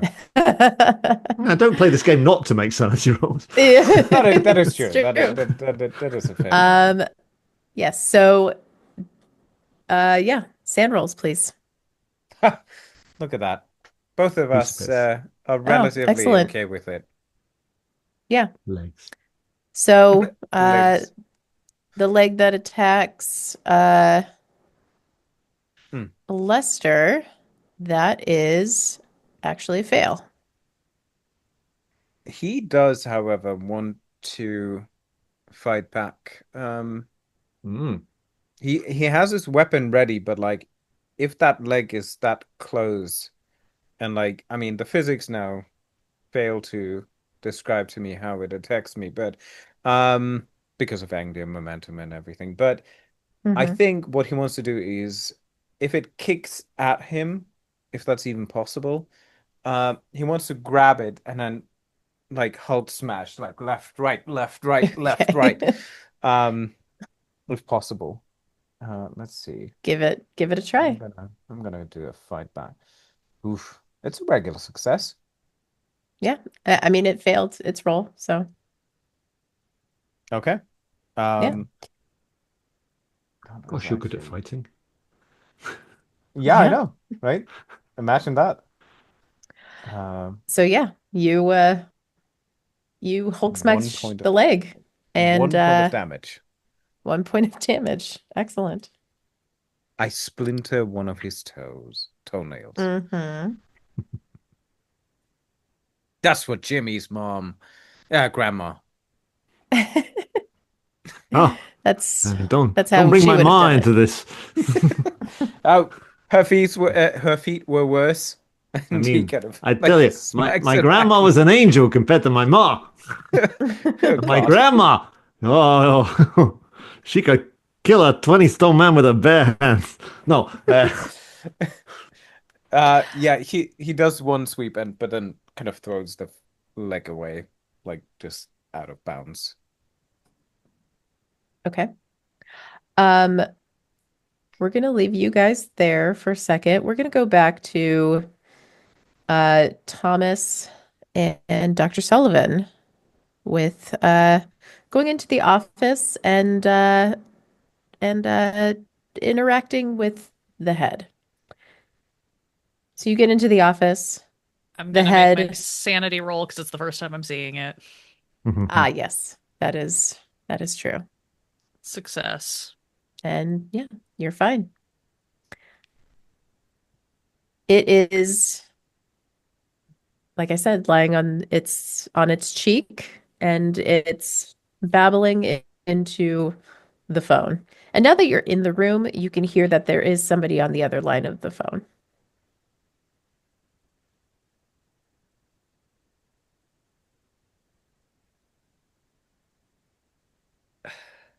Uh, I think just walk in, blink for a moment to like orient to what is happening, and then just, hello, I'm a doctor. It appears that you could use some help. And see if it draws the head's Help. attention. Help. Can I go over and pick up the phone? Yes, you can. You do need to make a dex roll for me. Great. So I'm going to be staying back by the door. I'm going to check very carefully around where I am to make sure there are Hmm. no hidden hands or anything. And then Okay. I'm going to watch to see if anything scuttles out. I Okay. did fail, but I am going to spend 10 luck to pass. Okay. Good. So yeah, it you pass. You reach for the phone for the receiver, and the head starts to try to bite you. Um, but you're able to snatch the phone quickly. Um, And hmm? Go ahead. Oh, if you put it to your ear, you just Hmm? hear, um, I'm sorry, sir. I don't know what you're saying. I need your location. If is this an emergency? You're asking for help? I need your location. I'm just going to very quickly kind of look back, clock where Mr. Bourne is, and I think I will just hang up. I think that is the move. Mhm.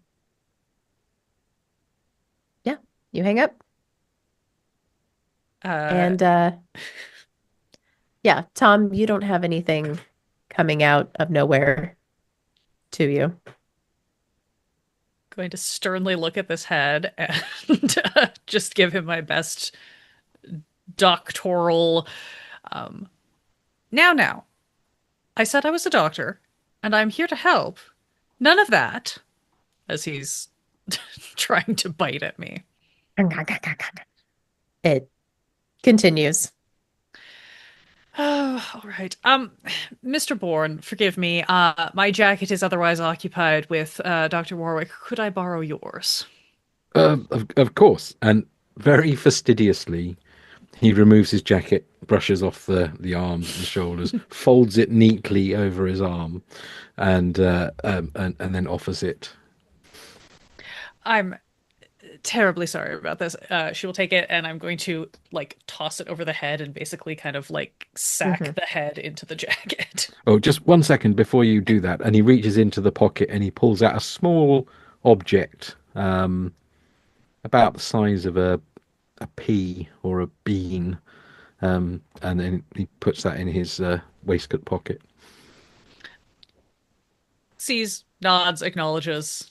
Is gonna bundle up this head with a little bit of Okay. cover so that I don't get Mhm.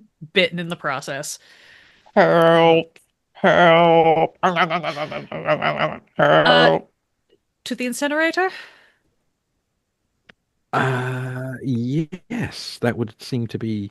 I mean, we could put it in the incinerator, and then the incinerator will have a heavy door. We can shut the door. We don't have to set it off immediately.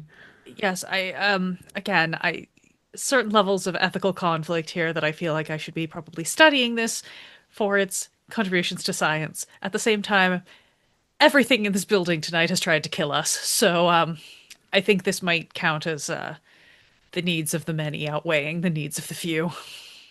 Yes, it's also freaky. So let's put it in the. Yes, no, I don't enjoy it, and I'm planning to drink a lot later. You're welcome to join me if you care to. Yes. Now, hush now. Behave For your own yourself. good. Uh, as you leave the office, I imagine you hear some goings on down the hallway. The Benny Hill soundtrack playing on the other A side of the little building. bit, yes. Oh yeah. That is kind of what I think you can, once you get to the door of the incinerator, you have a line of sight to Jimmy, who is holding a sheet and trying to gather these legs. And then you probably just see Lester Hulk smash a disembodied leg. Okay. And Right, they seem to have that handled. Well done, boys. we're going to put got that- ours in we got the that fuddled. incinerator. It's fuddled, not handled. You do you.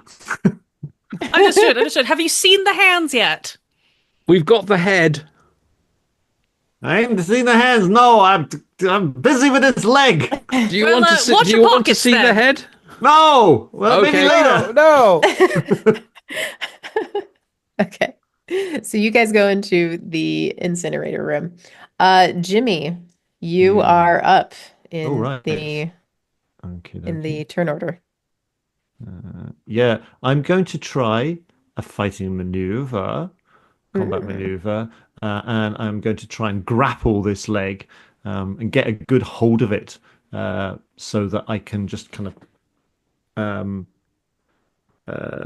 bring it, just carry it down to the incinerator. So Gotcha. that's yeah. I'm not trying to necessarily do it any damage. I just want to get a good firm grip on it. I fully expect it to try and kind of struggle and kick me while I'm holding it, but that's Okay. my plan anyway. Sounds good. Go for it. I'll spend 8 points of luck to make that a regular success. Sounds good. Yeah. It is not dodging at all. So yeah, you are able to grapple this thing, and yeah, you have a leg, and I mean, basically, you're like kind of looking at the part that is cut, which is not quite that fun, but yeah, Well, you have nice the legs. manicure. Anyway, and then I'm just going to run down the corridor after the others. Coming through! Got a leg! All right. Open the incinerator door! So, yes, I guess that's what we do. hmm We The head is considerably easier to control Absolutely. than the legs. So we sort of, I'll open the incinerator, the door, and I am quite prepared to sacrifice my jacket for the sake of the many, as you say. So just pop it in there, and I was perfectly happy to sort of roll it out, but if you don't mind, I'll just keep it all bundled up. yes, whatever you think best, my dear. Let's just let's pop them in there, and just and the legs. Hurry up! Stop jibber jabbering! I gotta get this leg in the oven! I will just shove the whole bundle then. If there's not, sorry if I missed this. Is the incinerator actively going at It's the not, moment? it is not on. In that case, I'm gonna just shove my bundle like back in as far as I could reach, and then Okay. quickly dive out of the way so that Yeah. Jimmy can shove the leg in. That's exactly what I'm Okay. going to do. I'm just going to barrel into the room, hurl the leg into the oven, and slam the door behind it. Good. I got the leg in, Lester. How you doing? Lester. You know what? He's actually attempting the same. Not that he's seen it work with Jimmy. It's just his own idea of like maybe that's the best way to do it. Um, hmm It is an and Yeah, sure. absolutely Your original own idea. yeah, absolute original idea yeah, you came up with all on your own by hmm yourself with exactly. no outside Yeah, influence whatsoever. no, Nope. absolutely. Yep. Oh, that's a hard success Nice. on Ooh, all my right. maneuver here.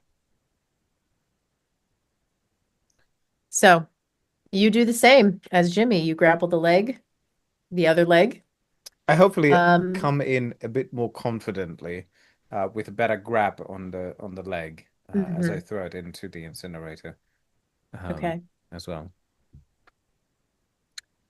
Um, yeah, I won't have you roll for that. You can open the door, shove the leg in, and um, yeah, so after you lock the door behind you, yeah, you can hear the legs kind of kicking and um kicking around, and you can hear the head like help. Um, but yeah, so you are now in the incinerator room, and there is a switch next to, and I mean, Dr. Sullivan, I'm pretty sure that in your time as a student, you probably would have remembered the incinerator room. This is where you would have had to dispose of biological items and bodies and parts and such things. You do remember, so there is just like a simple switch next to the incinerator. But I will also say that you remember that at the end of the day, the morgue usually switches off the incinerator electricity. So in the mornings, when people come in, they go to um the Plant room or what is something. it? The maintenance room, which is the room on the other side of the morgue. So in the southeast corner, and you need to turn on the furnace electricity, and then you can turn the furnace on. Um, I mean, I think I will explain this very Mhm. briefly to the gentleman, while I'm also going to go, I'm just on the off chance. I don't know how far Lawrence got before we got here. I'm gonna try flicking on the switch next to the incinerator just in case. I'm going to assume it's It's no dice. No dice, just a click. All right. So one or all of us need to go to the other side of the basement and turn on the main electricity. I think someone should stay here so that as soon as it jumps on, we can get that going. But I'm going to recommend, given everything we've seen here tonight, that buddy system. Perhaps two of us go turn on the main and two stay here, since we still haven't accounted for the hands and well, idle hands are the devil's playground, and I'm assuming the devil might have something to do with whatever's happening here tonight. That sounds good to me.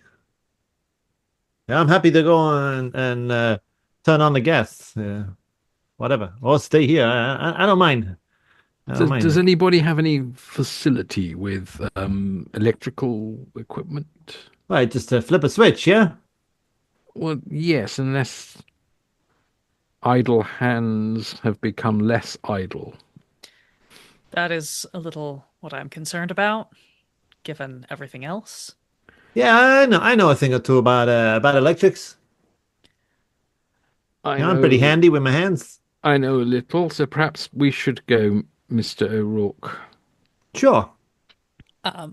Dr. Sullivan will describe in as much detail as she is able, like exactly where this, like if it's like it's this really obvious big switch on the side that's labeled on off, or if there's any tricks to it. Yeah. Jimmy absolutely has no idea how electrical things work, by the way. He's a total bullshitter. But it was very convincing. Yeah, he's a very good bullshitter. Unfortunately, he hasn't had any NPCs to apply that particular skill on. And so he's going to do it on you instead. For good reason, Spike. For a good reason. You can try talking to the head. It's just in there nomming at a jacket. I don't want to talk to no head. What am I going to do? Convince it it's a foot? I don't know. Yep, you absolutely convinced him. Yeah. I mean, I pumped almost all my extra points into fast talk. So hang on a sec. I'm not. I'll roll it. I'll probably roll a 98 or something. Yeah. There you go. Everything I'm saying. Absolutely. He's very convincing that he knows anything about electronics or anything. That's why he's not dead. Let's face it. You've also convinced someone who's actually got a 40 skill in electrical repair. So. I know more about it than they do. Well, okay. Shall we then, Mr. O'Rourke? Yeah, let's do it. Let's get this beauty fired up, and then we'll find those hands. So we will go in. If Mr. Goodman and the doctor would keep watch here. Unless there's anything else we should do, I think it would be wise to observe these body parts. At least one of us should stay here to be able to open the door if anything else arrives that needs to go in, and to be able to flip the switch once the electricity is on. I mean, I'm guessing from like incinerators that I've seen, especially ones in old hospitals, this is a huge, big, thick metal door with just a big latch that goes down, and so they're not getting out of there. I mean, unless they're superhumanly strong, or unless something comes and opens the door, and like the door. I don't know, a disembodied hand. I'm happy to stay here if Mr. Goodman, if you want to venture out with everyone else. I would just say perhaps don't stay too clustered up. No, I will remain here just as a backup. Let's just say the evening has not went the way that I anticipated, and therefore I would prefer that we have an eye on each other. Mr. Bourne, Mr. O'Rourke, please, not that anyone has before, but don't hesitate to yell if you need assistance. Oh, don't you worry about that. We got it handled. Yeah, I remember your scream was quite high pitched when you called from the ceiling. What are you talking about? What are you trying to say? What are you trying to insinuate, Goodman, huh? Eh? I told you before about that. I thought we had an understanding here, you know? I thought we were buddies. We were leg buddies. So perhaps... He smiles at you. Yes, perhaps. Given that we've cleared the office, let's we searched the office and we couldn't find it unless there's anything else in there. Then we can place somebody in the room, in the furnace room, or at the door of the furnace room. Then Mr. Goodman perhaps could move up to the corner, a little higher, to the left, by the left exit door from the room has got Dr. Warwick in it. Yeah, somewhere there, and then you can keep an eye on us as we go down the corridor and round, and you can also keep an eye on Fair point. Fair point. Dr. Yeah. Sullivan from there, and you can also visualize the whole corridor, To a and degree, yeah. something. Hopefully, you would see a couple of disembodied hands crawling out across the floor, unless they're up in the Unless they ceiling, unless they come from above. Yeah. or they're currently clinging onto someone's back, just carefully What? holding on to. Now you made me paranoid. Listen, yeah. It could come from anywhere. You keep an eye out. We'll go and flip the switch. Come on, we're wasting time. Let's go. Okay. Yeah. Walk you walk into the hallway. I'm just Keeping assuming an you're eye being out for Yeah. hands and that. I'll have my gun in my hand as well. Just kind of Okay. Reload your firearm if you have not, Mr. O'Rourke. That's a good idea. Yeah. I'll do that. Okay. Now, have I got any more ammo? Yep. Yeah. You're able to walk down the hallway. You're being careful, you're keeping a lookout, looking at the ceiling, looking everywhere. Um, and you're able to make it safely to the maintenance room. The door is closed. Is it locked? It is not locked. Okay. I will just put my ear to the door and listen. Uh, Give me a listen.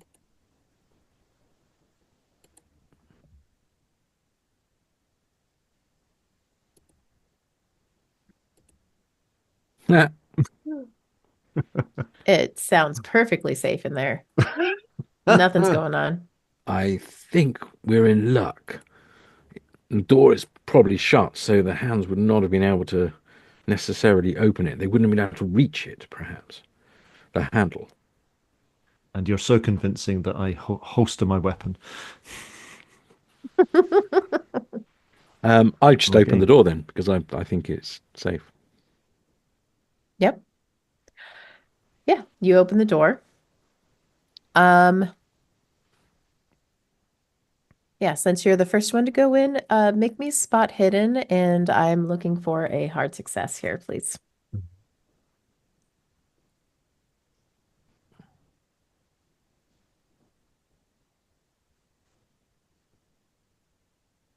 That is not a success of any kind. Okay. Yeah.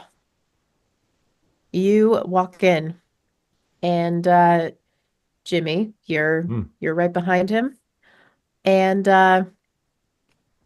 yeah, unfortunately, the floor is wet. And Tom, as soon as you step onto the floor, you get electrocuted. There is a buzzing. Jimmy, you see Thomas basically go stiff. Even more And- stiff than normal. Right. And not Exactly. knowing anything about electricity at all, despite his bullshit assertions that he does, you grab hold of him Okay. and try and drag him out the room. Makes Jimmy, sense in roll his a head. luck. Roll a luck for me. With pleasure. That is not a successful luck roll. Okay. Yep. So, yeah, you guys, Tom, you get hit with 1d6 plus 1 damage. Um, and Jimmy, since you're just touching him and not actually putting your foot into the trap, you get a d4. Okay.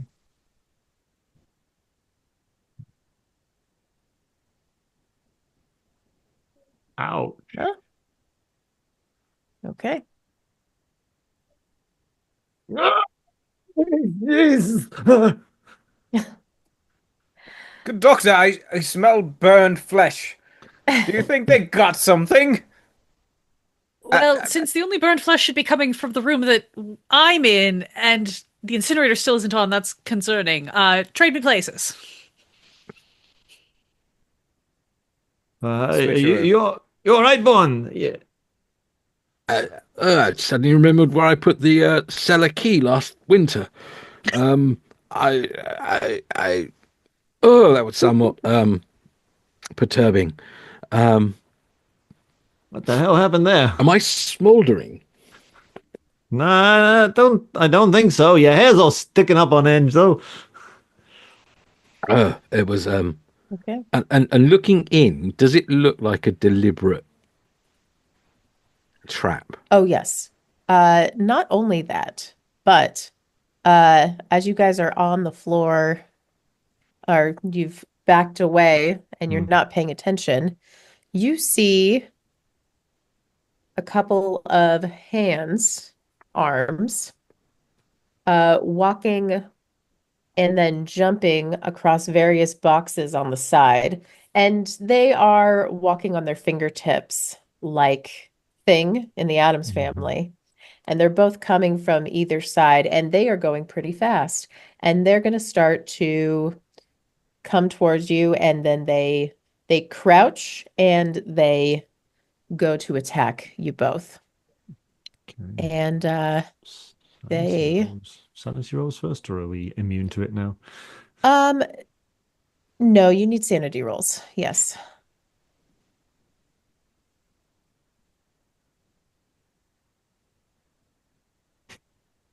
No.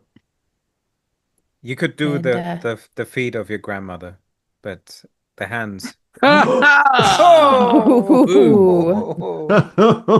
yikes. Well, there we are. Yeah. I That's spoke the to thing with Sullivan. Foundry. There's a lot of fumbles going on. Okay. So, D3 for Jimmy. And I mean, the fumble just means you get the full 3 Mhm. points. Yeah. Ooh, very close. Oh, you are? D3. Okay. Oh, that's the full Oh. 3 for me. Ooh.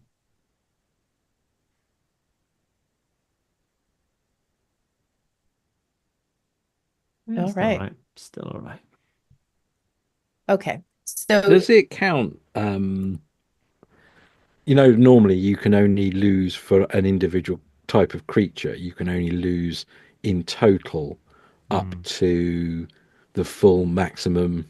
So if it's a 1d8 sanity loss creature, you can only Mhm. lose up to a total of a d8, and then you become immune to sanity. Does it count for the individual parts of the? Is that one thing, or is it Not according to the scenario. cool? hmm Yeah, the sanity loss goes down for each body part, but you still need to lose for each body part. If you lose 8 Or points of like, sanity, you're definitely insane anyway. yeah. So, at that point, it's sort of a moot point, isn't it? Yeah, Yeah. that's fair. Yeah. Okay. So the arms are kind of getting an attack of opportunity since they've successfully set this trap for you. And they're gonna go after each of you. And they're just gonna come in and go for punches on you guys. So one might say they had a cunning plan. And they had a cunning plan. I don't know So where to hit them. arm number one going after Tom. And that is a success. That's actually a hard success. Okay, well, I guess I would probably try and dodge out the way. That would be because Okay. initially I don't know how to fight them. Yeah. So How to fight hand?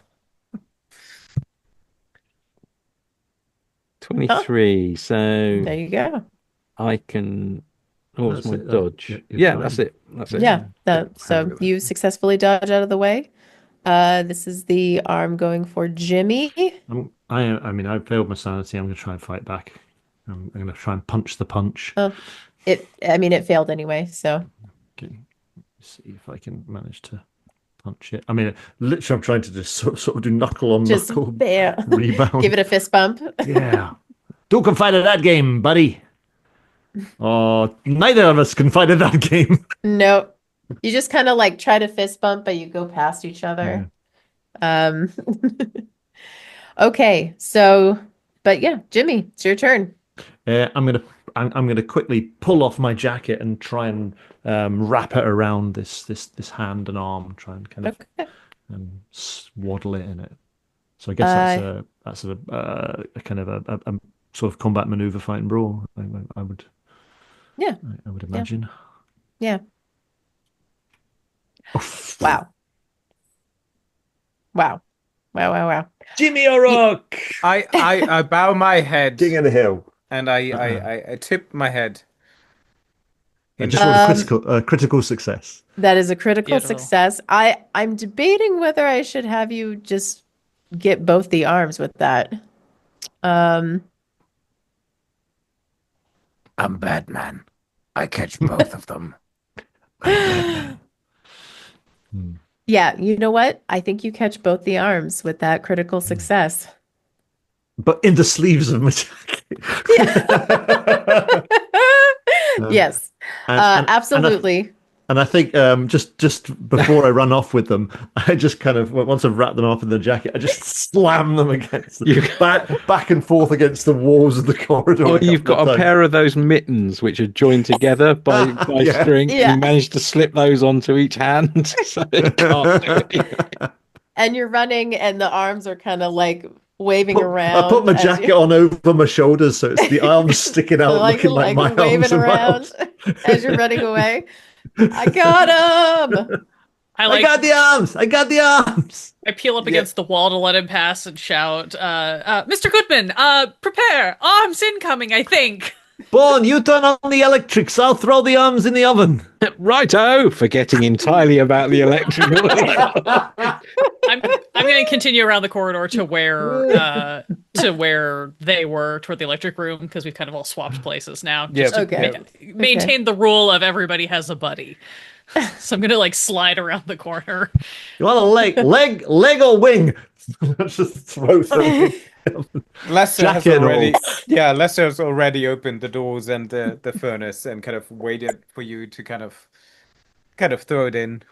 Yeah. Okay. So I will now carefully avoid the wet electrical puddle on the floor, sorry, Yes. and attempt to switch on the generator Okay. for the generator. Electrical. So yeah, the hands have done some stuff to this thing. So electrical repair, mechanical repair, either one will do, and you can have a bonus die. Since you have some time, you're not being attacked. I'm guessing you just move it along that slider. Oh, Uh-huh. Ooh, nice.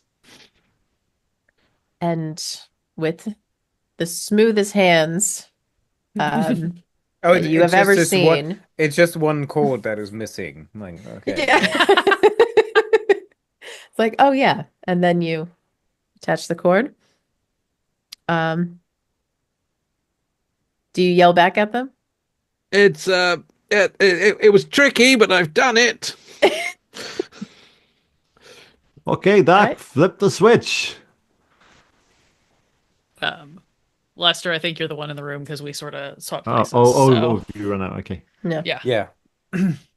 I think he takes a moment to kind of look at Jimmy and kind of with this affirmation of like, let's burn this motherfucker. Holds the lever. Oh shit, my harmonica! Unfortunately, the flames go up. You hear tunes inside. My ID! Oh, my ID, my harmonica, my gum, my lockpick, everything's in my jacket. Yeah, the movement of air, hot and cold air, creates a draft inside, and the last thing Yeah. you hear is that as your harmonica melts. Yeah. Yeah, the head is actually playing it now. It's playing a sad tune. Yeah, the hands have both got the harmonica up at them. Exactly. Nobody knows the trouble I'm in.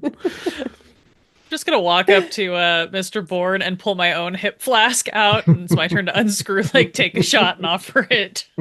So he sort of turns to you and smiles and takes it, and you just notice there's a slight smouldering smoke. Jump and pat out the last couple of sparks. Well, As you guys are that was drinking, tricky. you're drinking and celebrating, you start to hear sirens in the distance. Oh, good. Someone upstairs must have smelled the smoke. Finally. We should make like a tree and get the hell out of here. Absolutely. Sometimes discretion is the better part of valor. Yes, we've had one doctor get their license revoked this week. I'd like to not add to that number personally. Now there's only How do we explain Lawrence? Did he fix himself? Possibly. Are you going to be explaining anything? Can we take him with us? We can take him with and make sure he doesn't talk to them, or we can leave him here to tell stories. And who's to say that we were ever They here? might not believe him anyway. He has been something of a crackpot. Yeah, he's supposed to be here, and you know. I do feel a little bad leaving an old friend in the lurch. Let's but... take him with us then. If we can take him where and he's okay to it would move. be for the best for all of us to maybe reduce the incriminating evidence surrounding this. Fortunately, most of it has been incinerated.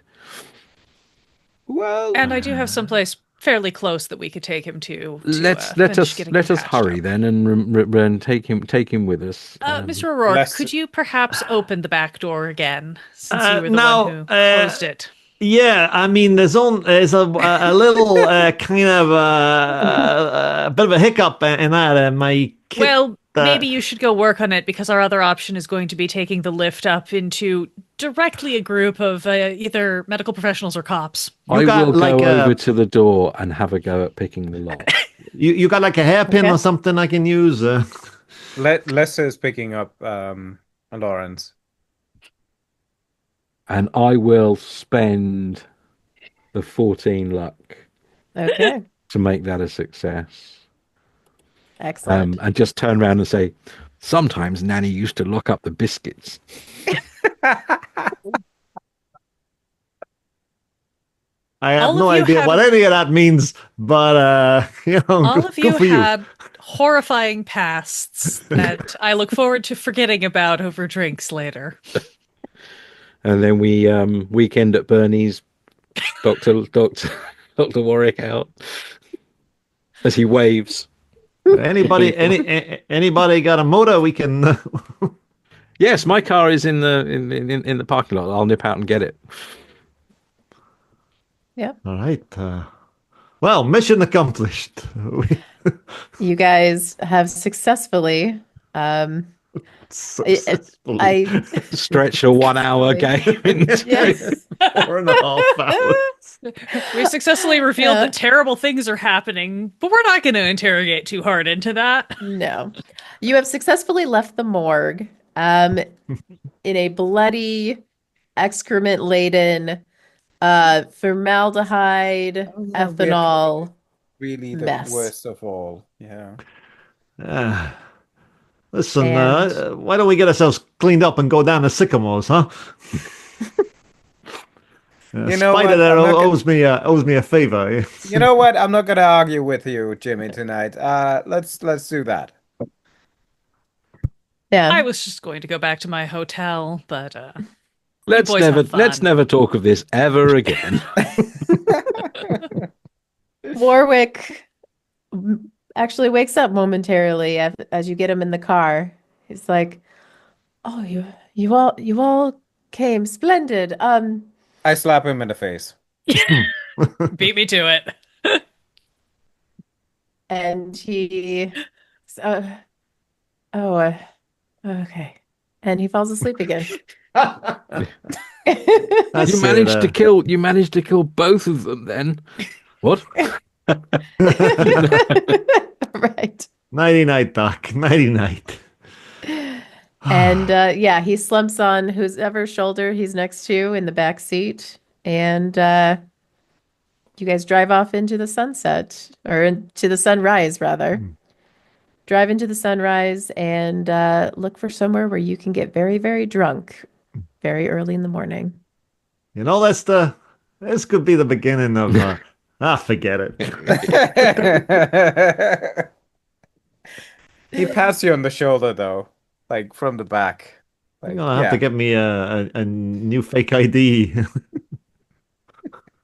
Not that I had occasion to utilize my fake ID.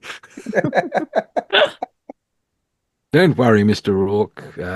I believe that women like scars. Oh, yeah, kind of smart.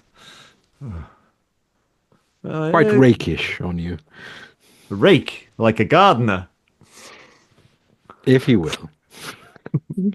Let's go with that. Yeah, yeah. No, no, I don't fancy that. Ay. Well, I'm gonna get some shut eye.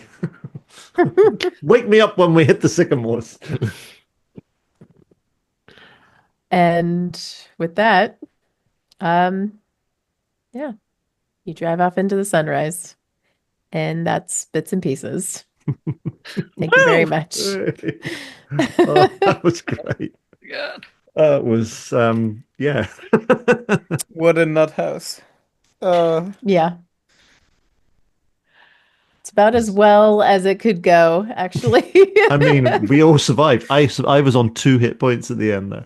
Oh, yeah. Ooh. Yeah, that electricity joke potentially could have killed me.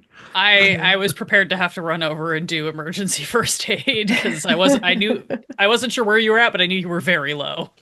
Yeah, I mean, if I hadn't managed to roll so well fighting the fists, they would have probably, at the very least, knocked me out. Before we get into afterwards discussions, let's go around again and do whatever you want to plug. Maybe say your name again, whatever you want to plug. Let's we'll start with initiative order again. About with Jimmy Spike. Hello, yes, I am Mike Perceval-Maxwell, otherwise known as Mr. Spike, and you can find me on the interwebs, on Mr. Spike and Blue Sky, various different Discord servers, and also my own little podcast, Mr. Spike's Bedtime Stories, which is now available on YouTube as well as on all good podcast apps, where I tell weird tales from a bygone age. And that's me. Yeah.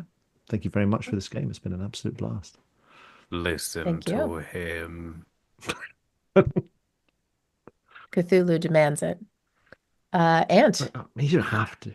Yes, bilo je jako dobro, hvala puno. Easy to say. So that was He said, fantastic. I really yeah, enjoyed that. that was very Um, good. Thank you. and yes, I am Ant, Keeper Ant sometimes, Anthony. Like I say, most things beginning with A. You can find me as a regular cast member on Grizzly Peaks Radio. I will also, like the ghost at the feast, appear at pretty much any actual play that will have me, and just turn up. And if you're interested in some of the things that I occasionally write, how we roll are currently just putting out the last bits of Insanitarium, and I think they're also going to be um, running Good Cliff, which is a Cthulhu Dark scenario of mine, which I believe Mr. Spike ran for them, and they're talking about releasing that soon. Um, but otherwise, you'll find me on. I'll be on Discord. I can't guarantee I'll remember which of the channels I met you on, but everyone seems to be on most of the channels, which is fantastic. So again, thank you very much.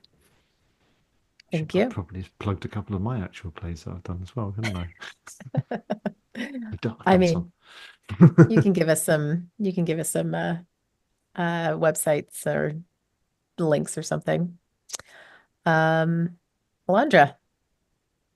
Yes, I'm Alandra, aka Lady Bedivere. I am at Lady Bedivere on most of the medias that are social, as well as Discord. You can find me fairly regularly over on Quests and Chaos, running keys from the Golden Vault and various other one-shots, on Majestic Goose's Meme of the Month, where we turn memes into one-shots, and on Vanna Loswin's channel playing Midnight in the Garden of Chrome and Fog. I also turn up occasionally on Miskatonic Playhouse and now anywhere else that will invite me to come. So if you're looking for someone to mom friend through a horror scenario, hit me up. All right, thank you. Yeah, David. I mean, Well, you can plug for the both of us, I guess. yes. Hello, I'm David. I'm the other half of Crystal, that is next to me on the other side of this wall. But we are part of the Illusion Horror and Con, which is kind of doing all of this weird nonsense here. And thank you for being with us. Our third is doing other things at different time zones, but we are grateful for all the participation and people that enjoy our content. So yeah, thank you very much. Yeah. And I think by the time we release this, you might be just finishing or playing your Spring Con community horror con weekend, which is very Hmm. fun and very enjoyable. So I would just say, if you have any more questions, come over to Illusion HorrorCon and enjoy That's right. the RPG games of horror and fun. And yeah, you can find us on Discord, the Illusion Horror and Con, and our big con, the Illusion Horror Con, is December 5th through 7th this year, I believe. So come and join us, all online. And thank you very much, players. And yeah, we'll see you next time. Bye. Bye.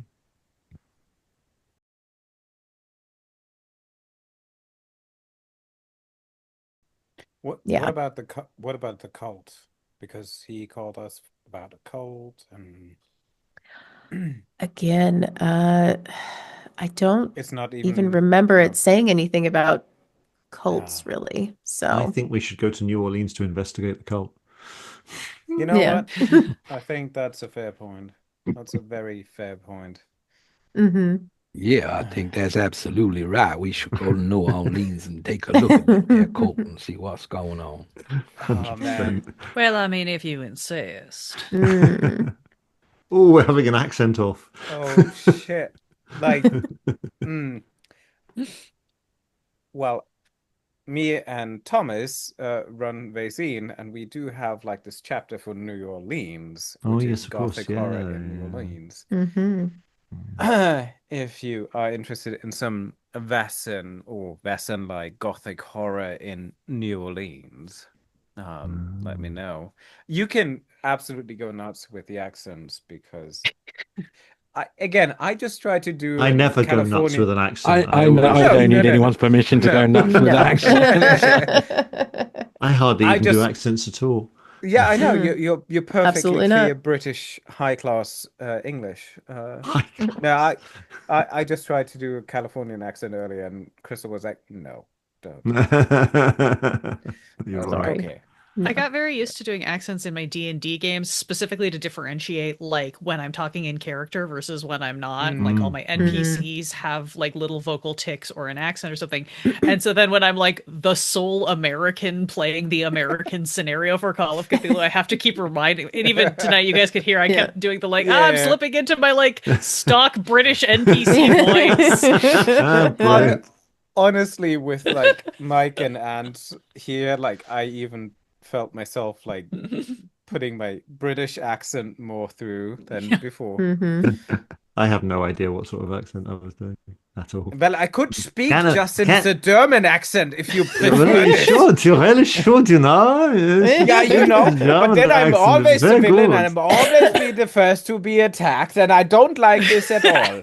But at I least, mean- well, you'll be the first to be attacked because you'll always be the first there, putting your towel down, giving your space, you know. Oh, Right now now, you're very everyone attack us. stereotypical. Is it possible that perhaps we're the bad guys? So we...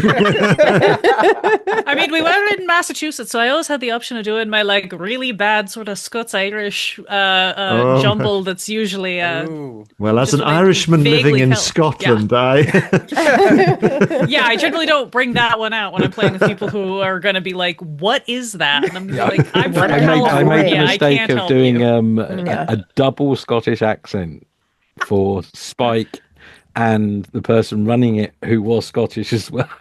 What is a double Scottish accent? I was playing a Jekyll and Hyde type character, so he had Yeah. two very one quite dour sort of Scottish accent that was quite good, and the other one was a lot sleazier. Yes, very nice. Okay. Very much so. Very on the inside.